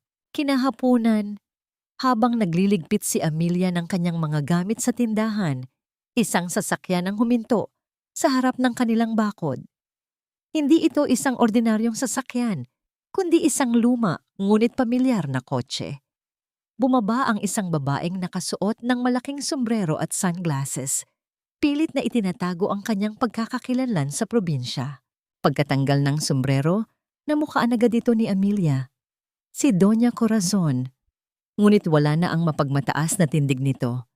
Ang kanyang mga damit ay hindi na kasing gara ng dati. At ang kanyang mga mata ay nagpapakita ng labis na pagkapagod at desperasyon. "Amelia," tawag nito. Ang boses ay wala na ang dating lason, kundi may halong pakiusap. "Kailangan nating mag-usap. Parang awa mo na." Nanatiling nakatayo si Amelia sa likod ng maliit na counter ng kanyang tindahan. Ang kanyang mga kamay ay kalmadong nagpupunas ng kahoy na mesa gamit ang isang basahan. Tinitigan niya ang babaeng nasa kanyang harapan. Ang babaeng minsang nagpaluhod sa kanya sa pamamagitan ng mga panlalait at banta. Ngayon ay nakatayo sa kanyang bakuran, balot ng alikabok ng biyahe at bakas ng pagkasira. Hindi niya inalok ng upuan ang kanyang biyenan. Hindi rin siya lumabas mula sa kanyang pwesto. "Ano ang kailangan ninyo sa akin, Doña Corazon?" Malamig at pormal niyang tanong. Ang boses ay walang anumang bahid ng takot o galit. Napalunok si Doña Corazon. Ang pagtawag sa kanyang titulo na may tono ng isang estranghero ay tila isang sampal. Ngunit pinilit niyang lunukin ang natitira niyang pride. "Amelia, nandito ako para humingi ng pabor, para magmakaawa kung kinakailangan." Itinuloy ni Amelia ang pagpupunas, tila mas interesado sa kalinisan ng kanyang mesa kaysa sa presensya ng matanda. "Ang alam ko, hindi kayo marunong magmakaawa sa mga taong tinawag ninyong pabigat. Ano ang nangyari sa pagkapraktikal ninyo?" Nanginig ang mga labi ng biyenan. "Dahil sa freeze order na isinampa mo, hindi lang pera ni Marco ang naipit, pati ang mga negosyo at accounts ko na nakaugnay sa kumpanya niya ay iniimbestigahan. Malapit na akong mawalan ng lahat, Amelia. Ang mga kaibigan ko sa lipunan, nilalayuan na ako. Ang bahay natin sa Dasmariñas, pinadalhan na ng notice of foreclosure dahil hindi ko mabayaran ang mga utang na ginawa ni Marco na ipinangalan sa akin bago siya umalis. Tumingala si Amelia. Ang basahan sa kanyang kamay ay huminto. Tiningnan niya ng tuwid ang mga mata ng kanyang biyenan. Nakita niya roon ang tunay na takot ng isang taong nawalan ng kinang at kapangyarihan. At bakit ninyo sinasabi ito sa akin? Tanong ni Amelia. Hindi ba't sinabi ninyo na protektahan ko ang kinabukasan ko dahil makakahanap pa ako ng ibang bubuhay sa amin ni Maya? Sinunod ko lang kayo. Pinrotektahan ko ang para sa amin. Pakiusap, Amelia. May luhang tumulo mula sa mga mata ni Doña Corazon. Isang bagay na inakala ni Amelia na hindi kailanman mangyayari. Bawiin mo na ang kaso. O kahit papaano, payagan mong marilis ang bahagi ng pondo na para sa akin. Hindi ko kayang mabuhay ng ganito. Wala na akong pambayad sa mga gamot ko. Wala na akong pambayad sa mga katulong. Isang malalim na buntong hininga ang pinakawalan ni Amelia. Naramdaman niya ang presensya ni Lola Flora na lumabas mula sa bahay at tahimik na tumayo sa likuran niya. Nagbibigay ng tahimik na suporta. Hindi ko pwedeng bawiin ang kaso at hindi ko gagawin. Matatag na sagot ni Amelia. Ang perang iyon ay nasa ilalim ng investigasyon ng korte dahil may pandarayang nangyari. Kung inosente kayo, patunayan ninyo sa hukom, hindi sa akin. Kung may utang si Marco sa inyo, singilin ninyo siya, hindi ako. Paano ko siya sisingilin? Wala silang makain doon. Sumabog ang boses ng matanda, hindi na napigilan ang pagkasipayo. Tumatawag siya sa akin araw-araw, umiiyak. Naghihiwalay na sila ng babaeng yon dahil hindi na nila makayanan ang hirap. Amelia, anak ko siya at nahihirapan siya. Sa pagkarinig sa balitang yon, hindi nakaramdam ng galak si Amelia, ngunit wala rin siyang naramdamang awa. Ang kanyang puso, na minsang madaling madurog para sa lalaking yon, ay ngayon selyado na. Anak ninyo siya. At naiintindihan ko ang nararamdaman ng isang ina. Malumanay, ngunit malamig na wika ni Amelia. Gaya ng naiintindihan ko, ang sarili ko nang sabihin ninyo sa akin na kukunin ninyo ang anak ko. Pinili ni Marco ang buhay na yan. Pinili ninyong suportahan siya sa pagtataksil niya sa amin ni Maya. Ngayon, harapin ninyo ang mga desisyong yon. Nanigas si Doña Corazon. Wala na siyang masabi. Alam niyang natalo na siya. Hindi lang sa batas, kundi sa mismong babaeng itinuring niyang alikabok. Sa kanyang paanan, dahan-dahang lumapit si Lola Flora. Inilapag ng matanda ang isang maliit na paper bag na naglalaman ng bagong lutong suman sa counter, malapit sa kamay ni Doña Corazon. Hindi kami nagtatanim ng galit dito, Corazon. Mahinahong sabi ni Lola Flora. Ang boses ay puno ng karunungan at dignidad. Magkaiba ang pagpapatawad sa pagiging uto-uto. Tanggapin mo ang munting pagkain na ito bilang baon mo sa biyahe pabalik. Ngunit ang katarungan na hinihingi ng apo ko, hindi mo madadala. Kinuha ni Doña Corazon ang paper bag. Ang mga kamay ay nanginginig. Sa pinaghalong hiya at pagkaawa sa sarili, tumalikod ito at naglakad pabalik sa sasakyan nang hindi na lumingon. Pinanood ni Amelia ang pag-alis ng sasakyan hanggang sa maglaho ito sa kanto. Nakaramdam siya ng isang kakaibang kaluwagan na para bang isang mabigat na kadena ang tuluyang naputol. Hinarap niya si Lola Flora at sa unang pagkakataon, hindi dahil sa sakit, kundi dahil sa pag-asa, umiling siya at ngumiti ng pagkatamis-tamis. Ngunit ang kapayapaang iyon ay nakatakdang masubok sa huling pagkakataon. Isang linggo makalipas ang pag-uusap na yon, isang pamilyar at payat na figura ang bumaba mula sa isang pampasaherong bus na tumigil sa tapat ng kanilang bayan. Si Marco. Nakabalik na siya. Naninigas ang buong katawan ni Amelia nang makita niya si Marco. Nakatayo siya sa bintana Nagpupunas ng mga garapon ng ube halaya sa tindahan nang matanaw niya ang pamilyar na figura na bumaba mula sa bus. Hindi ito ang Marco na iniwan niya, ang mayabang na CEO na nakasuot ng mamahaling barong at may malinis na gupit. Ang lalaking nakatayo sa kanto ay payat, gusot ang damit, at malalim ang mga mata na tila kakagaling lamang sa isang mahabang bangungot. Naglakad ito sa kalsada. Ang bawat hakbang ay mabagal at puno ng pagod patungo sa kanilang direksyon. Nararamdaman ni Amelia ang pagtibok ng kanyang puso. Hindi dahil sa pag-ibig, kundi dahil sa isang kakaibang halo ng pagkagulat at hindi maipaliwanag na tensyon. Akala niya, tapos na ang kabanata ni Marco sa kanyang buhay.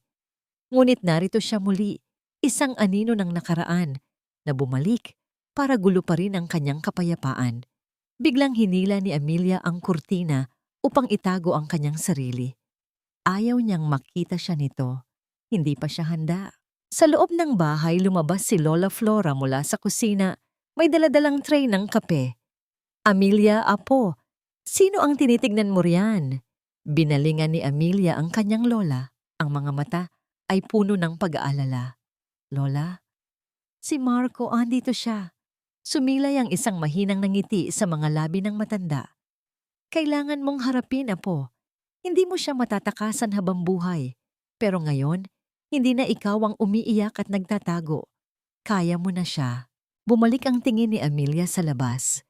Nakita niya si Marco na nakatayo sa harap ng bakod na kawayan ng kanilang bahay, tila nag-aalangan na kumatok. Ang dating CEO na kayang pumasok sa anumang gusali nang walang pag-aalinlangan ay ngayon isang taong balot ng takot at pag-aalinlangan. Ilang minuto siyang naghintay bago maglakas loob si Marco na lumapit sa pintuan. Tatlong mahina at nag-aalangang katok ang kanyang ginawa. "Amelia? Lola Flora?" Mahina niyang tawag. Ang boses ay basa ng pagod at kawalan ng pag-asa. "Nandito na ako." Kinuha ni Amelia ang kanyang hininga. Hinarap niya ang kanyang lola. "Lola, kung ano man ang mangyari, huwag ninyo siyang papasukin sa loob ng bahay. Dito na lang sa labas." Tumango si Lola Flora at dahan-dahang naglakad patungo sa pinto. Nang buksan nito ang pinto, hindi nito binuksan ng buo. Sapat lamang para makita ang mukha ni Marco. "Lola Flora?" Bulong ni Marco. Ang kanyang mga mata ay nanliit sa liwanag ng araw. "Nandito na po ako. Gusto ko po sanang makausap si Amelia." "Alam ko," kalmadong sagot ni Lola Flora. "Ngunit hindi ka na pwedeng pumasok dito sa loob. Kung may nais kang sabihin kay Amelia, sa labas ka maghintay. Hindi na ito ang tahanan mo." Mula sa kanyang pwesto, naririnig ni Amelia ang bawat salita. Nakita niya ang pagyuko ng balikat ni Marco. Ang kanyang mga mata ay nakita ang kanyang lola na nilalampasan siya at lumabas ng bahay. "Amelia, anak," wika ni Lola Flora, tiningnan ng apo. Kailangan niyang makita kung anong klaseng babae ka na ngayon. Lumabas si Amelia. Naglakad siya palapit sa bakod. Pinipilit na huwag ipakita ang anumang emosyon. Nakatayo siya sa ilalim ng mainit na sikat ng araw. Ang kanyang balat ay bahagyang nasunog sa araw mula sa kanyang mga araw sa pagtitinda. Simple ang kanyang kasuotan, ngunit ang kanyang tindig ay matatag. Sa pagkakita kay Amelia, tumayo si Marco. Ang mga mata nito'y puno ng pinaghalong pagkabigla, pagsisisi, at bahagyang paghanga. Hindi ito ang Amelia na iniwan niya, ang umiiyak na babae na nakaluhod sa sahig. Ang babaeng nasa kanyang harapan ay may kakaibang kinang sa kanyang mga mata, isang lakas na hindi niya kailanman nakita. "Marco?" Formal na bati ni Amelia. Walang ngiti. "Amelia?" Ang boses ni Marco ay pumiyok. "Umuwi na ako. Gusto kong humingi ng tawad. Patawarin mo sana ako sa lahat ng nagawa ko." Ang kanyang mga salita ay tila mga anino ng nakaraan. Walang kapangyarihan na makasugat sa kanyang puso. "Hindi ko alam kung anong pinagdaanan mo, Marco." Malumanay na wika ni Amelia. Ang kanyang mga mata ay tuwid na nakatingin sa kanya. Pero huli na. Matagal ko nang pinatawad ang Marco na minahal ko. Ngayon, sa harap ko, ay isang estranghero na kailangan kong harapin. Biglang lumabas si Maya mula sa likuran ni Lola Flora, nakakapit sa kanyang saya. Tiningnan niya ang kanyang ama, ang mga matay puno ng pagkalito. Daddy, bumagsak ang panga ni Marco nang marinig ang boses ng kanyang anak. Nakita niya ang pagkagulat, ang pagkalito, at isang bakas ng takot sa mga mata ng kanyang sariling dugo. Hindi niya inakala na ganito ang reaksyon ng kanyang anak. Hindi niya inakala na haharapin niya ang kanyang dating pamilya sa ganitong paraan. Ang pinapangarap niyang pagpapatawad ay biglang naging isang malamig na realidad. Nanginig ang buong pagkatao ni Marco nang marinig ang tinig ni Maya. Gusto niyang humakbang palapit, gusto niyang yakapin ang kanyang anak at bawiin ang lahat ng pagkukulang, ngunit ang takot sa mga mata ng bata ay tila isang di nakikitang pader na humaharang sa kanya. Ang bata na dati tumatakbo palapit sa kanya tuwing darating siya mula sa opisina, ngayon ay mas piniling magtago sa likod ng saya ni Lola Flora. Daddy, bakit po ang dumi niyo? Inosenteng tanong ni Maya. Ang boses ay puno ng pag-aalinlangan. Hindi po ba kayo naligo? Ang bawat salita ng bata ay tila isang latay sa pride ni Marco. Napatingin siya sa kanyang sariling mga kamay. Magaspang, may mga kalyo mula sa paghuhugas ng mga plato sa Sydney at ang kanyang mga kuko ay maitim. Hindi na siya ang amang tinitingala, kundi isang estrangherong kinatatakutan ng sariling dugo. Maya, anak, it's Daddy. Pilit ng ngiti ni Marco, ngunit ang kanyang mga labi ay nanginginig. Dinalhan kita ng pasalubong. Kinapkap niya ang kanyang bulsa at inilabas ang isang maliit, luma, at medyo nayuping balot ng tsokolate na binili niya sa terminal. Look, your favorite. Tumingin si Maya sa tsokolate, pagkatapos ay kay Amelia. Hindi siya gumalaw. Sapat na iyan, Marco. Matigas na sabi ni Amelia. Humakbang siya at tumayo sa pagitan ni Marco at ng kanyang anak. Ang kanyang presensya ay tila isang pananggalang. Hindi mo siya makukuha sa pamamagitan ng isang pirasong tsokolate pagkatapos mong limasin ang lahat ng para sa kanya. Amelia, please! Pagmamakaawa ni Marco, ang kanyang mga mata ay nagsisimulang mangilid ang luha. Nagkamali ako. I realized it too late. Si Isabel. Iniwan niya ako nang maubos ang pera. Kinuha niya ang lahat ng cash na natitira sa akin at sumama sa ibang lalaki doon. Wala akong matuluyan, wala akong makain. I survived for months doing odd jobs just to buy a ticket back home. At bakit mo ito sinasabi sa akin? Tanong ni Amelia. Ang kanyang boses ay nananatiling kalmado, ngunit puno ng bigat. Para kaawaan kita? Para patuluyin kita dito sa bahay ni Lola Flora na para bang walang nangyari? Marco, narinig mo ba ang sarili mo? Ang tanging dahilan kung bakit ka bumalik ay dahil iniwan ka rin ng babaeng pinili mo. Bumalik ka dahil wala ka ng ibang mapuntahan. No, that's not true. I missed you. I missed our family, git ni Marco. Kahit pa alam niya sa loob-loob niya na may katotohanan ng mga salita ni Amelia. You missed the convenience, Marco. Pagtatama ni Amelia. Namimiss mo ang pagkakaroon ng asawang tinitiyak na maayos ang lahat para sa'yo habang ikaw ay abala sa sarili mong mundo. Namimiss mo ang buhay na ibinigay ko sa'yo sa loob ng 20 taon. Pero ang Amelia na gumagawa niyon, patay na siya. Pinatay mo siya noong gabing sabihin mong pabigat lang siya. Napayuko si Marco. Ang katahimikan sa paligid ay nabasag lamang ng huni ng mga ibon at ng mahinang iyak ni Maya na nagsisimula ng mabahala sa tensyon. Marahang kinuha ni Lola Flora ang bata at pinalakad papasok sa loob ng bahay. Amelia, bigyan mo ako ng chance na patunayan ang sarili ko, sabi ni Marco, muling tumitingin sa kanya. I will work. Kahit anong trabaho dito sa probinsya. I just want to be with you and Maya. Tiningnan siya ni Amelia ng matagal. Hindi siya nakaramdam ng galit, kundi isang malalim na pagod. Marco, ang pagpapatawad ay hindi nangangahulugang pagbabalik sa dati. Pinapatawad kita dahil ayaw kong bitbitin ang galit sa puso ko habang binubuo ko ang buhay namin ni Maya. Pero ang tiwala, ang pag-ibig, hindi mo na mababawi iyon.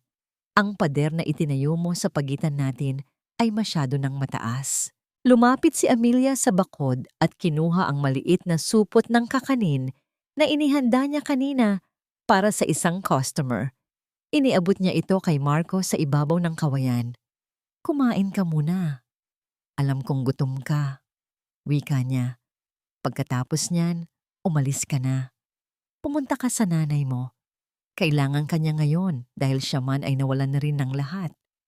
Harapin niyo ang mga desisyong ginawa ninyong magkasama. Kinuha ni Marco ang supot. Ang kanyang mga daliri ay sandaling dumampi sa kamay ni Amelia. Ngunit mabilis na binawi ni Amelia ang kanyang kamay, tila napaso sa alaala ng nakaraan. Dito ka na lang ba talaga titira? Sa maliit na tindahang ito? Tanong ni Marco, lumingon sa Maya Sweets. You were a CEO's wife, Amelia. You deserve more than this. Ngumiti si Amelia, isang ngiti na tunay na nanggagaling sa kanyang kaluluwa. Dito, ako ang may-ari ng buhay ko, Marco. Wala akong kailangang pagsilbihan na hindi ako pinapahalagahan. Ang maliit na tindahang ito ay mas marangal kaysa sa anumang penthouse sa Sydney na itinayo sa kasinungalingan. Mas masaya ako rito sa isang araw kaysa sa huling 10 taon na kasama mo. Tumalikod na si Amelia at nagsimulang maglakad pabalik sa kanyang tindahan. Ngunit bago siya makapasok, huminto siya nang marinig ang huling sinabi ni Marco. Does he make you happy? Tanong ni Marco. Ang boses ay may bahid ng selos at pagtataka. Napatigil si Amelia. Lumingon siya ng bahagya. Sino? Yung lalaking laging nagpapadala ng mensahe kay Lola Flora. Yung lalaking nagbabantay sa inyo mula nang umalis ako. I saw him at the station. Amelia, he was watching me. Nanlaki ang mga mata ni Amelia. Tumingin siya kay Lola Flora na nakatayo sa may pinto at nakita niya ang bahagyang pag-iwas ng tingin ng matanda. Isang bagong katanungan ang nabuo sa kanyang isipan. Isang lihim na hindi niya alam na umiiral sa loob ng kanyang payapang mundo. Sino siya, Lola? Sino ang taong sinasabi ni Marco na nagbabantay sa amin? Ang tanong ni Amelia ay tila isang batong ipinukol sa payapang lawa ng kanilang tahanan. Sa loob ng maliit na sala, ang tanging naririnig ay ang mahinang pag-ikot ng lumang bentilador sa kisame. Nakaupo si Lola Flora sa kanyang paboritong tumba-tumba. Ang kanyang mga kamay ay dahan-dahang humahaplos sa mga butil ng kanyang rosaryo. Hindi agad sumagot ang matanda, at ang katahimikang iyon ay mas lalong nagpatindi sa kaba sa dibdib ni Amelia. Ang akala ko ay nakatakas na tayo sa lahat ng gulo, Lola. Pagpapatuloy ni Amelia, ang boses ay puno ng pagkalito. Pero may lihim pa pala kayong itinatago sa akin. Isang malalim na buntong hininga ang pinakawalan ni Lola Flora. Itinigil niya ang paggalaw ng kanyang tumba-tumba at tumingin ng diretso sa kanyang apo. Hindi ito masamang lihim, Amelia. Ito ay isang panalangin na sinagot sa paraang hindi ko inaasahan. Noong gabing dumating kayo rito, nawasak at walang matakbuhan, humingi ako ng tulong sa langit. At ang langit, nagpadala ng isang taong may utang na loob sa ating pamilya. Utang na loob? Sino po? Naalala mo ba? Si Gabriel? Ang anak ng dating nakakasama ng iyong ama sa bukid? Ang batang palagi mong tinutulungan sa kanyang mga aralin noong kayo ay maliliit pa? Napatigil ang mundo ni Amelia. Si Gabriel, isang pangalan mula sa kanyang kabataan na halos nabaon na sa limot. Naaalala niya ang isang payat na batang lalaki na may malulungkot na mata. Ang batang ipinagtatanggol niya mula sa mga bully sa paaralan. Naaalala niya ang pangako nito nung huli silang magkita bago siya lumuwas ng Maynila, ang pangakong hindi siya nito malilimutan. Siya ang nagbigay ng business card ng abogado, Amelia. Pag-amin ni Lola Flora, siya ang nagpadala ng mga mensahe sa akin para siguraduhing ligtas kayo sa biyahe. At siya rin ang nagbabantay sa labas ng tindahan tuwing gabi, tinitiyak na walang masamang loob o sino mang mula sa pamilya ni Marco ang lalapit sa inyo. Naramdaman ni Amelia ang isang kakaibang init na gumagapang sa kanyang puso. Hindi siya makapaniwala na sa gitna ng kanyang pinakamadilim na sandali, noong pakiramdam niya ay tinalikuran siya ng buong mundo. May isang tao palang tahimik na nakatayo sa dilim. Pinoprotektahan siya nang walang hinihinging kapalit. Bakit hindi niyo sinabi sa akin? Bulong ni Amelia. Dahil ayaw niyang maging pabigat sa isip mo, sagot ni Lola Flora. Alam niyang marami ka ng pinagdadaanan. Gusto niyang hayaan kang maghilom ng mag-isa, na ang tanging alam mo ay ang sarili mong lakas ang bumubuhay sa inyo. Habang nag-uusap ang maglola, sa labas ng bakod, sa ilalim ng malaking puno ng akasya sa kabilang kalsada, isang matangkad na lalaki ang nakatayo sa anino. Nakasuot siya ng simpleng maong na jacket at sombrero. Pinagmamasdan niya ang liwanag mula sa bintana ng bahay ni Lola Flora.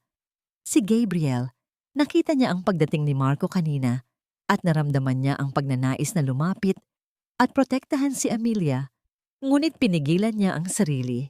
Alam niyang kailangang gawin ito ni Amelia para sa kanyang sarili. Ngunit ang presensya ni Marco sa bayan ay isang banta na hindi niya maaaring baliwalain. Samantala, si Marco ay nakaupo sa isang madilim at maliit na kwarto sa isang hamak na boarding house malapit sa terminal. Ang supot ng kakanin na ibinigay ni Amelia ay nakalapag sa tabi niya, hindi pa rin nababawasan. Ang kanyang isipan ay puno ng imahe ni Amelia, ang kanyang bagong lakas, ang kanyang kagandahan na tila mas nagniningning ngayon sa kabila ng kanyang simpleng buhay. Isang matinding pagsisisi ang lalong lumamon sa kanyang pagkatao. Nawala na sa kanya ang lahat. Ang kanyang pera, ang kanyang posisyon, ang kanyang dangal, at ang tanging babaeng tunay na nagmahal sa kanya. Ang nais na lamang niya ay isang pagkakataon, kahit isa lang, na mapatunayan na maaari siyang magbago. Kinuha ni Marco ang kanyang telepono at sinubukang tawagan ang kanyang ina.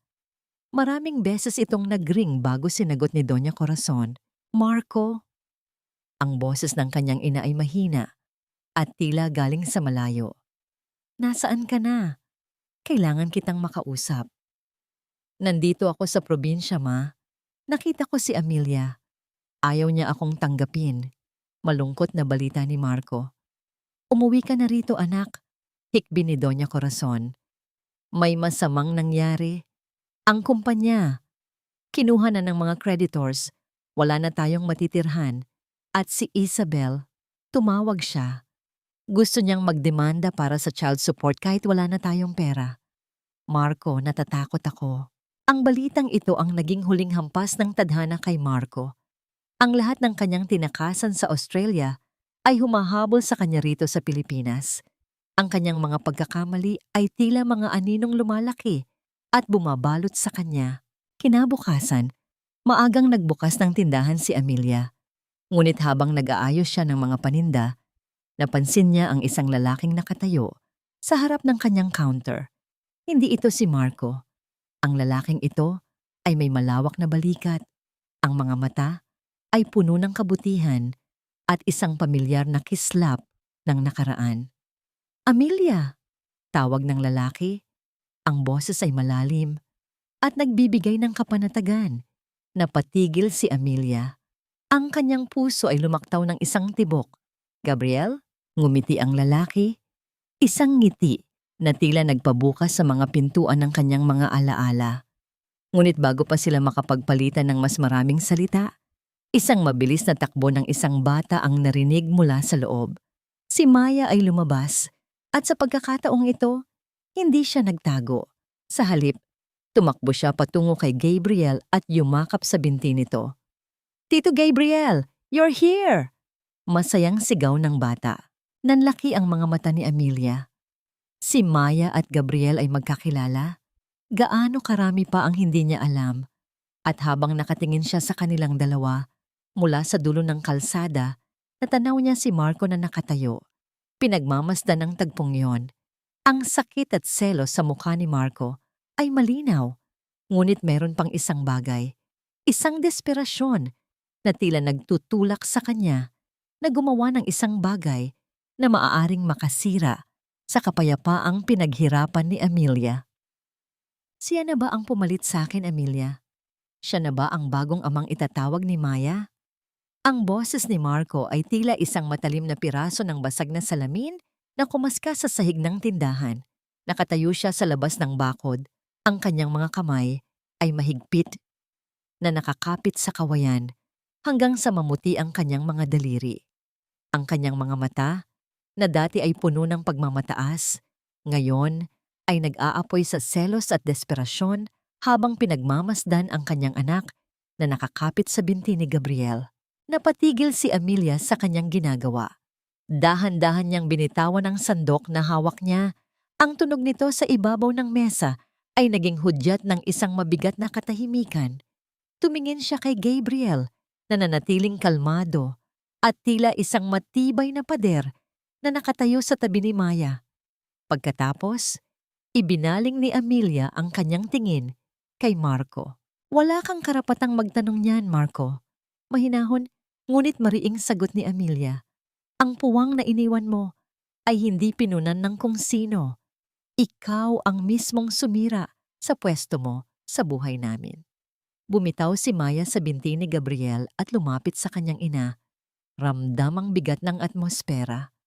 Mami, bakit po galit si Daddy? Huminga ng malalim si Amelia at hinaplos ang buhok ng anak.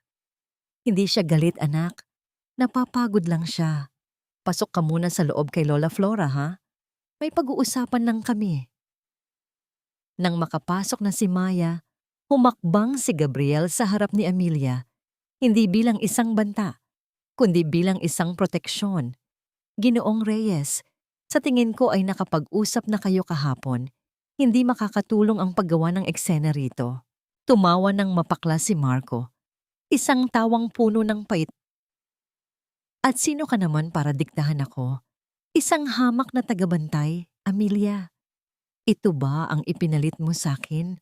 Isang lalaking taga-probinsya na walang maibibigay sa'yo kundi ang amoy ng lupa? Ang lalaking ito, turo ni Amelia kay Gabriel. Ang kanyang boses ay nanginginig sa kaba, ngunit puno ng paninindigan. Ang lalaking ito ang nanatili noong tinapon mo kami na parang basura. Siya ang tumanaw ng utang na loob nung ikaw ay naging hayok sa yaman. Hindi tungkol sa pera ang halaga ng isang tao, Marco. Iyan ang bagay na hinding-hindi mo mauunawaan. Lalong lumapit si Marco sa bakod. Ang kanyang mukha ay malapit na sa mukha ni Gabriel. Akala mo ba mananalo ka? Amelia, wala na kaming matitirhan. Ang kumpanya ay wala na. Kung hindi mo ako tatanggapin, saan mo gustong pumunta ang nanay ko? Sa lansangan? Iyan ang bunga ng mga itinanim ninyong dalawa. Sagot ni Amelia. Ang kanyang puso ay tila nadudurog sa awa, ngunit nananatiling matatag sa katarungan. Tinulungan ko si Doña Corazon noong dumating siya rito. Binigyan namin siya ng pagkain, pero ang bawiin ang lahat para lang isalba kayo sa sarili ninyong pagkakamali. Hindi ko nagagawin iyon. May anak akong kailangang buhayin. Sa gitna ng kanilang pagtatalo, isang lumang taksi ang huminto sa tapat ng kanilang bahay. Mula rito ay bumaba si Doña Corazon. Hila-hila ang dalawang malaking maleta. Ang kanyang hitsura ay mas malala pa kaysa noong nakaraang linggo. Ang kanyang mga mata ay mugto, at ang kanyang marangyang suot ay tila basahan na lamang sa ilalim ng init ng araw. Marco, anak, tawag ng matanda. Tumatakbo patungo sa kanyang anak. Paalisin na tayo sa bahay, wala na tayong mapupuntahan. Napatingin si Doña Corazon kay Amelia at pagkatapos ay kay Gabriel. Sa unang pagkakataon, ang mapagmataas na reyna ay tuluyan ng lumuhod. Bumagsak siya sa semento sa tapat ng pintuan ng tindahan ni Amelia. Amelia, maawa ka. Hikbi ni Doña Corazon. Kahit sa garahe niyo na lang kami matulog. Kahit anong trabaho, gagawin ko. Huwag niyo lang kaming hayaang mamatay sa gutom. Naramdaman ni Amelia ang isang matinding dusa sa kanyang dibdib. Nakikita niya ang babaeng dati ay kinatatakutan niya. Ang babaeng minsang nagsabi na siya ay isang pabigat. Ngayon ay nagmamakaawa para sa kanyang buhay. Lumingon si Amelia kay Lola Flora na nakatayo sa may pinto at pagkatapos ay kay Gabriel. Si Gabriel ay lumapit kay Amelia at hinawakan ang kanyang kamay ng bahagya. Isang tahimik na paalala na nasa kanya ang desisyon. Tumingin si Amelia kay Marco na ngayon ay nakatayo sa tabi ng kanyang ina. Talunan at walang kibo. Ang lahat ng galit ni Amelia ay tila naglaho, napalitan ng isang malalim na kapayapaan na nanggagaling sa katotohanang siya ay libre na. Hindi ko kayo patutuluyin sa bahay na ito. Simula ni Amelia, ang kanyang boses ay malinaw at payapa. Dahil ang bahay na ito ay para sa katahimikan namin ni Maya. Ngunit, huminto siya at tumingin sa maliit na bahay kubo sa dulo ng kanilang lupain na dati ay imbakan ng mga gamit sa pagsasaka. Maaari ninyong gamitin ang kubo sa dulo. Doon kayo tumira. At kung gusto ninyong kumain, kailangan ninyong magtrabaho sa bukid at sa tindahan. Wala ng donya, wala ng CEO. Dito, lahat tayo ay pantay-pantay. Nanlaki ang mga mata ni Marco. Ang dating CEO ay magtatrabaho sa bukid. Ang dating Reyna ay maglilinis ng tindahan. Ngunit wala silang pagpipilian. Tumango si Marco, ang kanyang ulo ay nakayuko sa hiya. Habang pinapanood ni Amelia ang kanyang dating asawa at biyenan na hila-hila ang kanilang mga maleta patungo sa maliit na kubo, naramdaman niya ang isang kamay na humawak sa kanyang balikat. Si Gabriel. Sigurado ka ba rito, Amelia? Tanong ni Gabriel. Ito ang huling hakbang ng paghilom ko, Gabriel. Sagot ni Amelia, tumitingin sa papalubog na araw. Ang magpakita ng awa sa mga taong hindi nagpakita nito sa akin dahil doon ko mapapatunayan na hindi nila ako kailanman naging katulad. Ngunit habang naglalakad ang pamilya, Reyes patungo sa kanilang bagong tirahan, isang itim na sasakyan ang dahan-dahang dumaan sa harap ng bahay at ang bintana nito ay bahagyang bumaba. Isang pamilyar na muka ang sumilay mula sa loob. Si Isabel. Nakabalik na rin siya at sa kanyang mga mata ay may kislap ng isang plano na maaaring muling sumira sa kapayapaang pilit na binuo ni Amelia. Hindi ko kailangan ng inyong mga luha dahil ang luha ay hindi nakakabili ng gatas at kinabukasan ng anak ko. Ang boses ni Isabel ay tila isang hagupit ng kidlat na bumasag sa katahimikan ng hapunan sa bakuran ni Lola Flora. Nakatayo siya sa labas ng bakod. Ang kanyang mukha ay puno ng pait at ang kanyang mga mata ay nanlilisik sa galit. Hindi na siya ang magandang babaeng laging nakaayos. Ang kanyang buhok ay gulo-gulo at ang kanyang suot ay halatang hindi na napalitan ng ilang araw. Sa kanyang mga bisig, kalong niya ang isang sanggol na mahinang umiiyak. Ang tunog nito ay tila isang munting hiling para sa kalinga sa gitna ng kaguluhan. Napatigil sa pagkain si Marco.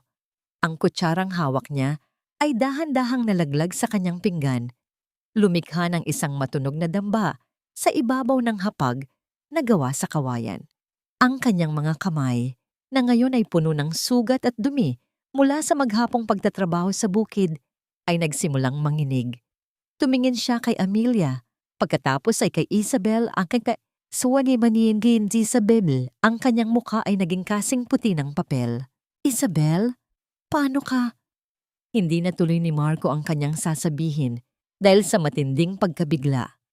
Paano ako nakabalik? Putol ni Isabel. Ang kanyang boses ay pumiyok sa desperasyon. Ginamit ko ang huling alahas na hindi mo naisanla para makabili ng tiket pabalik. Habang ikaw ay nagtatago rito sa ilalim ng saya ng iyong asawa, ako at ang anak mo ay nagugutom sa kalsada. Dahan-dahang tumayo si Amelia mula sa kanyang upuan. Ramdam niya ang panginginig ng kanyang sariling puso, ngunit pilit niyang pinanatili ang kanyang tindig. Sa tabi niya, naramdaman niya ang kamay ni Gabriel na humawak sa likod ng kanyang silya, isang tahimik na paalala na hindi siya nag-iisa. Isabel, hindi ito ang tamang lugar para sa iyong pagsigaw. Malumanay, ngunit mariing wika ni Amelia. May bata kang dala. Maawa ka sa kanya. Maawa? Kayo ang maawa. Sigaw ni Isabel. Itinuro niya si Doña Corazon na ngayon ay nakayuko sa gilid ng mesa, hindi makatingin sa kanya. Kayo ang dahilan kung bakit kami naghirap. Kung hindi mo ipina-freeze ang pera ni Marco, sana ay maayos ang buhay namin ngayon. Isang mapait na tawa ang kumawala sa mga labi ni Amelia. Ang perang sinasabi mo ay perang ninakaw sa amin ni Maya. Ang perang iyon ay hindi kailanman naging sa inyo. Huwag mong isisi sa akin ang mga desisyong ginawa ninyong dalawa ni Marco. Lumapit si Marco sa bakod. Ang kanyang mukha ay puno ng pagsisisi at takot. Isabel, pakiusap. Pumasok ka muna. Pag-usapan natin ito ng maayos. Wala nang dapat pag-usapan, Marco. Ganti ni Isabel. Andito ako para kunin ang share ko. Alam kong may natitira pa kayong yaman na itinatago rito. Ibigay niyo sa akin at aalis na ako habang buhay. Sa sandaling iyon, ang sanggol sa bisig ni Isabel ay biglang umiyak ng malakas. Isang tunog na puno ng sakit. Biglang namutla si Isabel at napakapit sa bakod. Ang kanyang katawan ay dahan-dahang nawalan ng lakas hanggang sa siya ay mapaluhod sa lupa. Yakap-yakap ang bata. Mabilis na tumakbo si Amelia palabas ng gate. Kinalimutan ang lahat ng galit at sakit. Kinuha niya ang sanggol mula sa mga bisig ni Isabel na tila mawawalan na ng malay. Nang mahawakan niya ang bata, naramdaman niya ang napakainit na temperatura nito. Ang sanggol ay nanginginig sa matinding lagnat. Diyos ko, ang bata! Nag-i-seizure siya! Sigaw ni Amelia. Ang kanyang boses ay puno ng takot ng isang ina. Nataranta ang lahat. Si Marco ay nakatayo lamang, tila hindi alam ang gagawin. Ngunit si Gabriel ay mabilis na kumilos, dinala ang kanyang lumang diaper sa tapat ng gate. Sakay Amelia, dadalhin natin sila sa ospital, utos ni Gabriel. Habang karga ni Amelia ang sanggol sa loob ng tumatakbong sasakyan, pinagmamasdan niya ang maliit na mukha nito.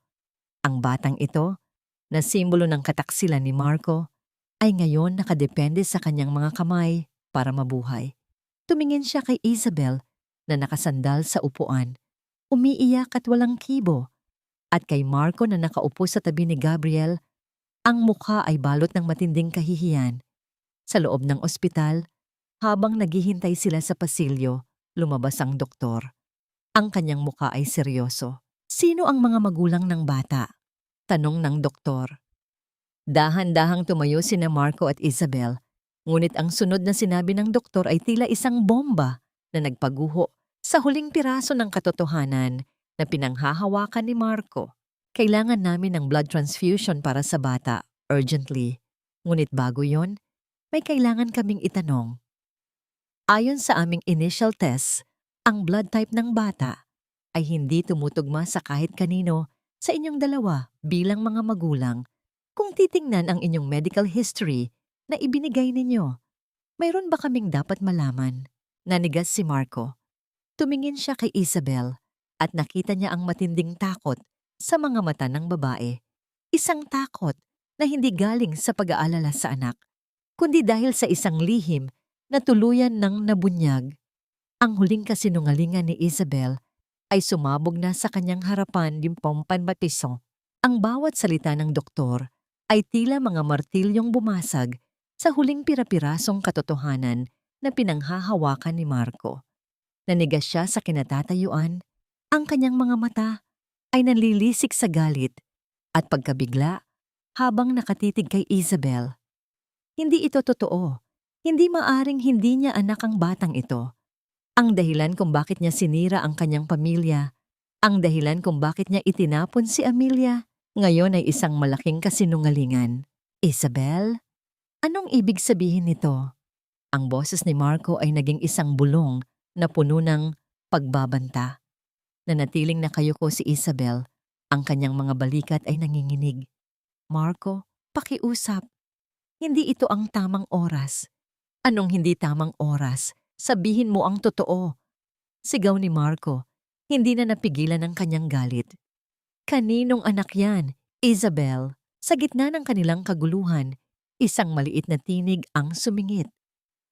Doc, kung kailangan ng dugo, pwede akong magbigay. Wika ni Amelia. Ang kanyang boses ay kalmado at malinaw. Tiningnan niya ang doktor. Ang blood type ko po ay O negative, universal donor. Tumingin sa kanya ang doktor. Sige po, Ginang Reyes. Maaari niyo po bang samahan ng nurse para sa rapid test? Habang papunta sa laboratorio, naramdaman ni Amelia ang mga mata ni Marco na nakasunod sa kanya. Narinig niya ang patuloy na sigawan sa pagitan ni Marco at Isabel. Ang sakit sa dibdib ni Amelia ay tila biglang naglaho, napalitan ng isang kakaibang kalinawan. Ang lahat ng kasinungalingan at pagtataksil na bumalot sa kanya ay unti-unting lumilinaw. Hindi dahil sa galit, kundi dahil sa pag-unawa.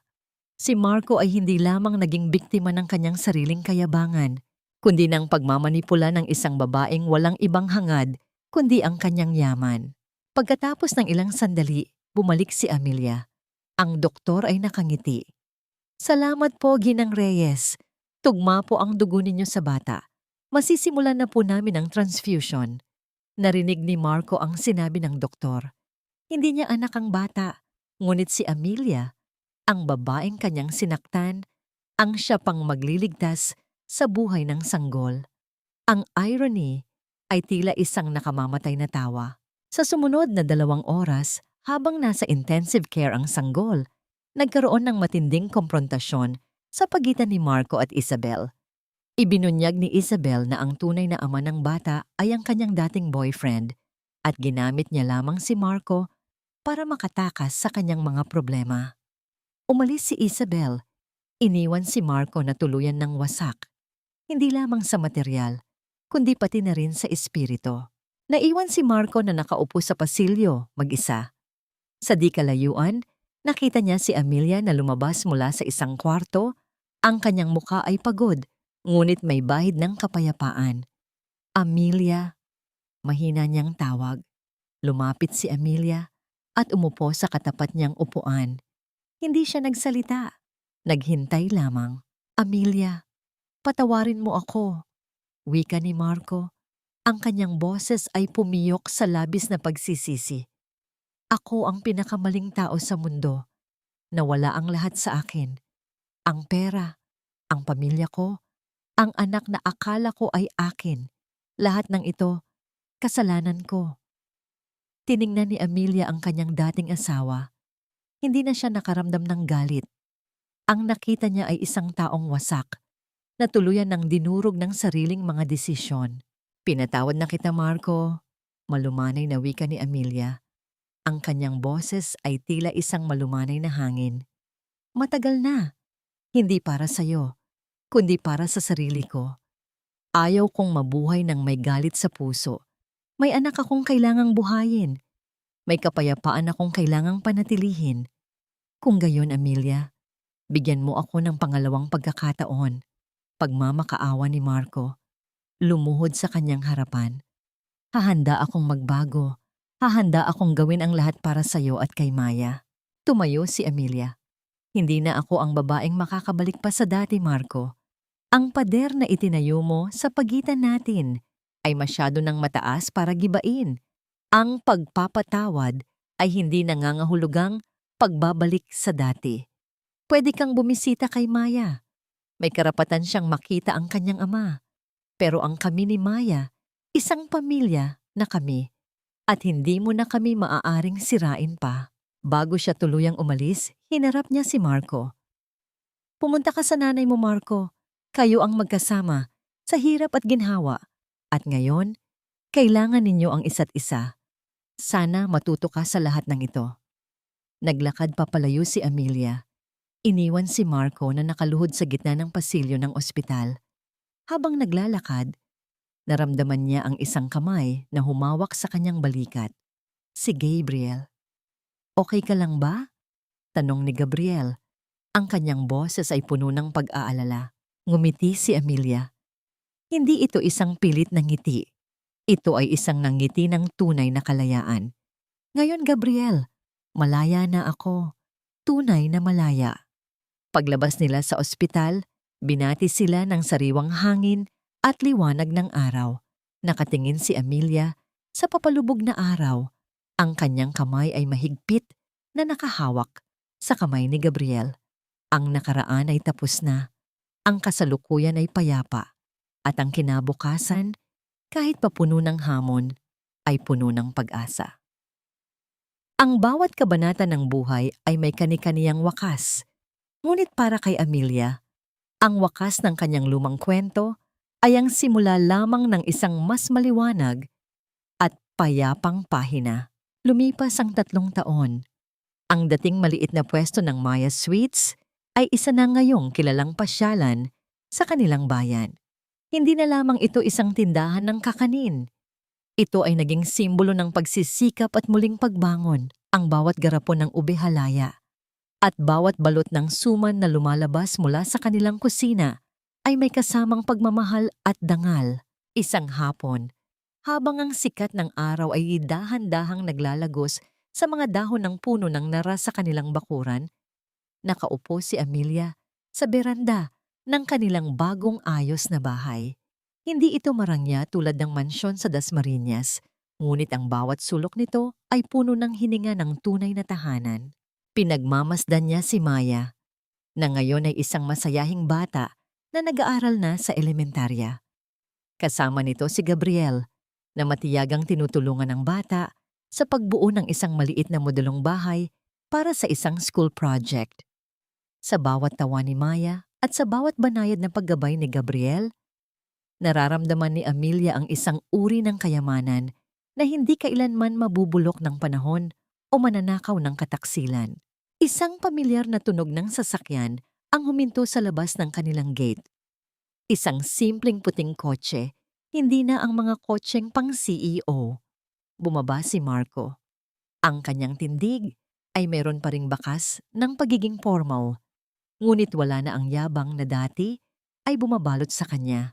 Naglalakad siya nang may pagpapakumbaba bitbit ang ilang mga libro at gamit sa eskwela para kay Maya. Simula nang mangyari ang trahedya sa ospital, 3 taon na ang nakalipas. Pinili ni Marco na manatili sa probinsya at magtrabaho bilang isang accountant sa isang kooperatiba. Doon sila nakatira ni Doña Corazon sa isang maliit na bahay sa kabilang barangay. Ang dating mapagmataas na biyenan ay ngayon ay abala sa pag-aalaga ng kanilang munting hardin at paminsan-minsang tumutulong sa mga gawaing simbahan. "Hi, Daddy!" Masayang sigaw ni Maya nang makita ang ama. Tumakbo ang bata at niyakap ang binti ni Marco. Binuhat ni Marco ang anak at hinalikan sa pisngi. Pagkatapos ay tumingin siya kay Amelia at tumango ng may paggalang. Tumingin din siya kay Gabriel na tumayo at tinanggap ang kanyang pagdating nang walang anumang bigat ng loob. "Salamat, Amelia, sa pagpayag na makita ko siya ngayong weekend," wika ni Marco. Ang boses ay kalmado at puno ng katotohanan. "Walang anuman, Marco. Karapatan mo yan bilang ama," sagot ni Amelia. Nagpaalam si Marco matapos ibigay ang mga gamit at pinanood ni Amelia ang kanyang pag-alis. Sa sandaling iyon, nasagot na ang lahat ng katanungan sa kanyang puso. Nahanap na ba niya ang kapatawaran? Oo. Pinatawad na ni Amelia si Marco at ang kanyang biyenan. Hindi dahil nakalimutan niya ang sakit, kundi dahil ayaw na niyang hayaan ang nakaraan na diktahan ng kanyang kasalukuyan. Ang pagpapatawad ay ang susi na nagpalaya sa kanya mula sa kulungan ng poot.